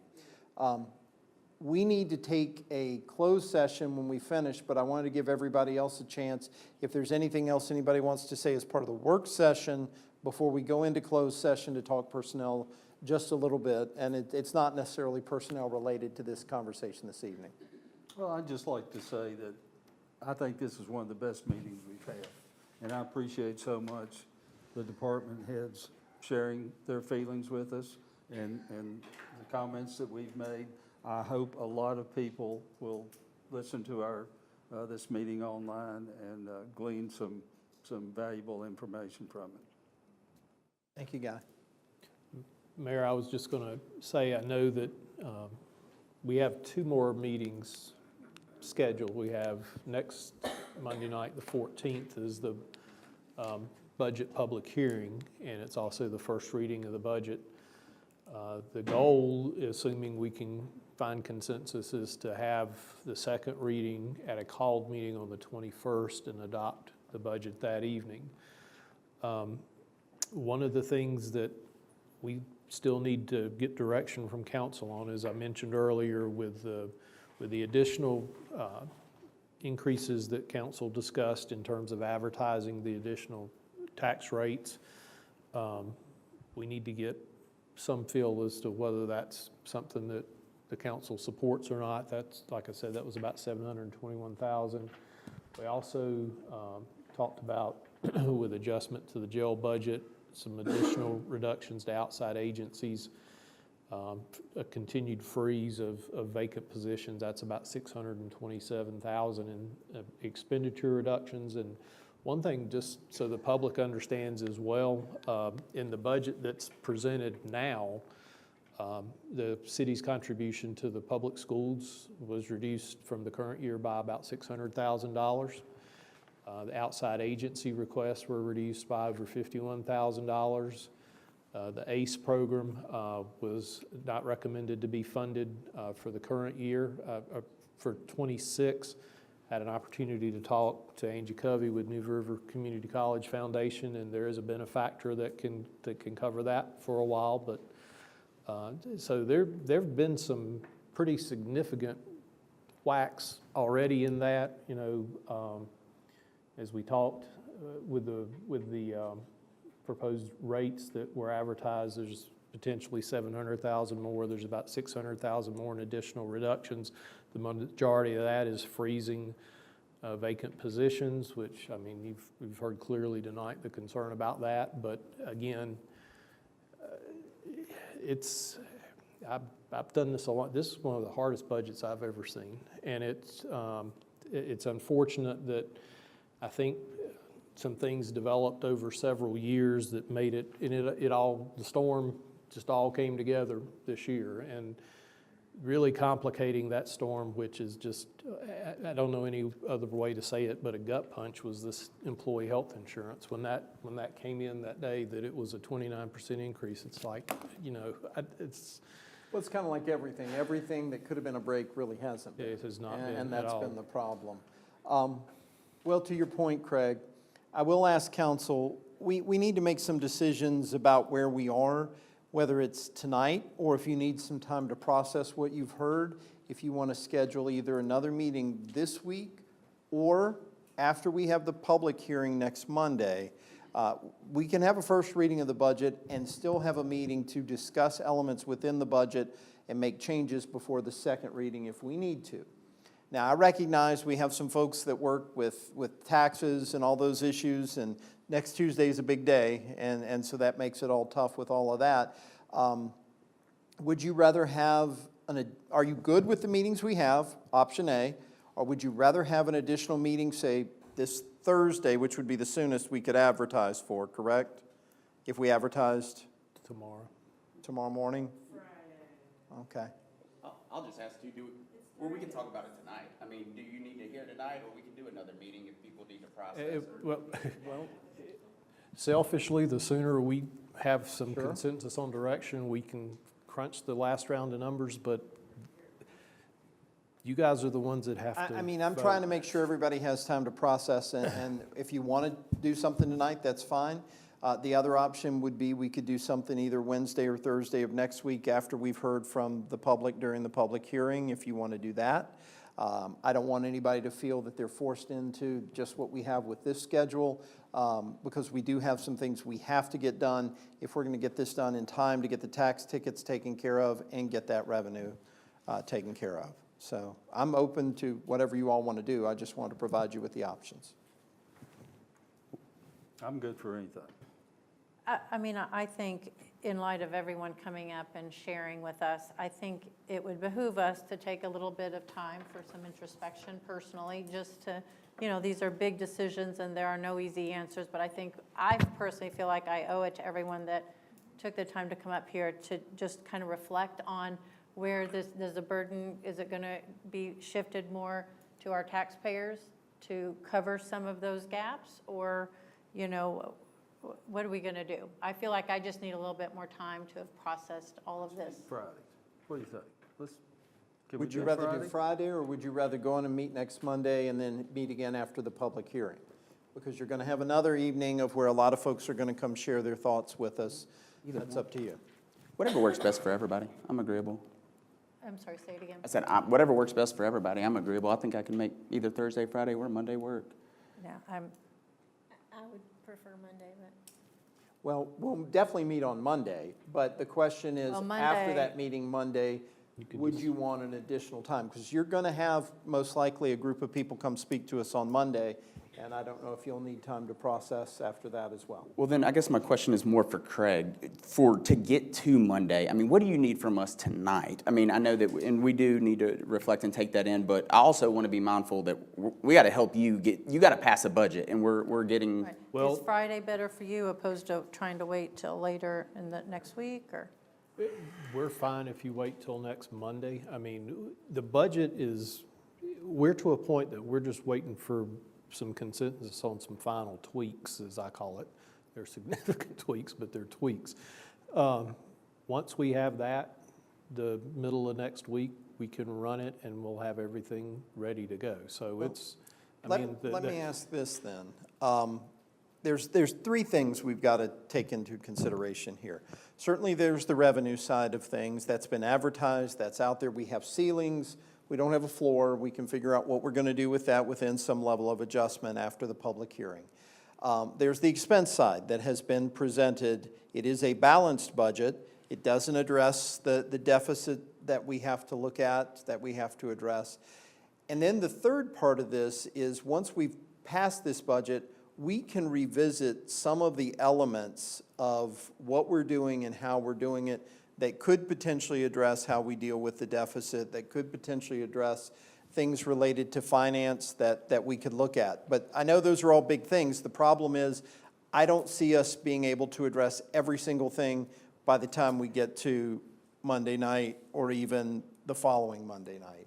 So is there a general consensus that this budget, for the most part, minus a few little tweaks here and there, looks like what we want, or is there significant change that has to happen with what we see here? I think we're going to have further discussion. Yeah, I don't feel like I can. Yeah. Okay. Yep. I think. Answer that right now. Okay. I mean, we just have to figure out where the shift of burden goes to. I mean, Okay. that's really what it comes down to. Where is that shift that we feel like everyone can tolerate, and there's. And I do want to say one thing on the record. This is no reflection at all about Craig presenting us a good budget. We are trying to work through a very difficult situation. This has been very well done, and you've worked with us, and I just want to make sure that that's on record. Thank you. thank you. It's, Absolutely. well, it's a Would you, doozy. do you feel like Friday would be beneficial for you? Would you rather wait till Monday and we have discussion after the public hearing? Or will that bring additional questions to your mind that you want to take more time at that point? I think we kind of run into, I know we do need to take in all what we hear, but at some point we kind of gotta make a decision. I've had tons of conversations with staff and people in the community, so I mean, I think we probably all have. I mean, I'm good with, I mean, I was gonna say, if we need to do it earlier, I'm good, with Thursday or Friday too. So if we need to do it I will earlier- also propose this as a possibility. We have business other than budget on Monday. I don't know how much. Okay. Yeah, we've worked very hard. And I was going to say, keep we that may to a need to minimum. push off a couple of other things. Yeah, Okay. we've worked really hard. Jenny's worked really hard to push that All right. out. Well, Monday, we'll just spend some more time talking and go from there. And then if we need something else, do we want to plan a second meeting for next week that we can cancel if we don't think we need it? But if you want to have more time after you hear from the general public, say have something on the 17th as a possibility that we can get together if you need to, so we can go on and advertise it, or the 16th. I just don't want anybody to feel rushed, but I also know time is of the essence. I won't be rushed making a choice on Monday. I think I agree. We can Yeah, schedule I'm an fine extra with meeting that. and just cancel it, but. That's I right, think I'll that's be what I fine was on saying. Monday. Okay. Why don't we schedule a meeting for 6 o'clock on the 17th, just in case? Is that amenable to everybody? And that way, if we get to Monday, and we're feeling like, gosh, I need some more time to think about what I've heard, or whatever, we've got it, okay? Sure I do. And I just, before we go, I want to take a moment, and again, I just want to thank all the departments. I know that there is certainly a feeling of vulnerability to come up and share your concerns, and I acknowledge that. And I can tell you, we all hear what you're saying, and this weighs very heavily on every single one of us. I respect the fact that you all come up and spoke, and you really did speak from the heart, and also from, you know, your own standpoint of running a household. So I appreciate that, and just know that we seen that as a sign of strength, not as weakness. We didn't ask you here as a trick. We asked you here because we truly wanted to hear what you had to say, because it matters to us. And I do want to let everyone know, like I personally, and I know in conversation, we've all done this, we really have tried to look at each department and try to, you know, really do an evaluation of what's going on nationally, what's going on with communities our size, what's going on in the New River Valley, to try to grasp, you know, where we stand with the larger world. And, you know, I don't think that you'll find better employees. I'm always amazed at how many years people have been with the city, and I value that so much. And I also value that people come on board when we have our challenges, and they're willing to roll their sleeves up and put on their muck boots and work through it with us. So again, I want to thank everybody. And again, I just want to clarify, just so everyone knows, when I was talking about the numbers, I peeled off the, I was peeling off the wages for the EMS and also for our library, and I love all those entities equally. This is just questions that we have to ask of ourselves, we have to ask of the community, and ask of the department. So just for clarity, I peeled those two things off and was looking at the other items, because we're nothing without, you know, having proper staffing and personnel, and I recognize that. So again, thank you everybody for being here and being so honest and vulnerable with us, and we promise to represent you and do the very best job we can for all entities involved. And that's all I had to say. One last quick question for Craig. If you're presenting the first reading on Monday night, correct? So if there are changes, you probably wouldn't have time to implement those before, so we probably need to meet with you before Monday. Because, I mean, if you've already prepared the slides. We can change between first and second reading. Like, you can fill the numbers in. I mean, they'll like be preset, those ordinances, with what you advertise, because I'm just putting the ceiling at them. Yeah. I got And you. then as like, say you. Second you- reading is the the second final reading. part, so if there's a Yeah, significant the work will change- be done next week, Yep. in the middle of the week to get it. But that's also the reason why I wanted to make sure we had enough meeting time next week. So just in case, we've got time, and go from there. All right, anybody else? Thank you all. This has been a big marathon. We appreciate it. It has been a great meeting, and I appreciate all of you. I know we all do. Thank you so much. I'd like to make a motion to convene a closed meeting for the purpose of discussion, consideration, or interviews of prospective candidates for employment, assignment, appointment, promotion, performance, demotion, salaries, disciplining, or resignation of specific public officers, appointees, or employees of any public body, and evaluation of performance of departments under Virginia Code Section 2.2-3711A1. Do we have a second? Second. A motion and a second. Any discussion? All in favor, please respond by saying aye. Aye. Any opposed? Thank you all so much. I'm going to use a restroom. Yep, you got 2 minutes.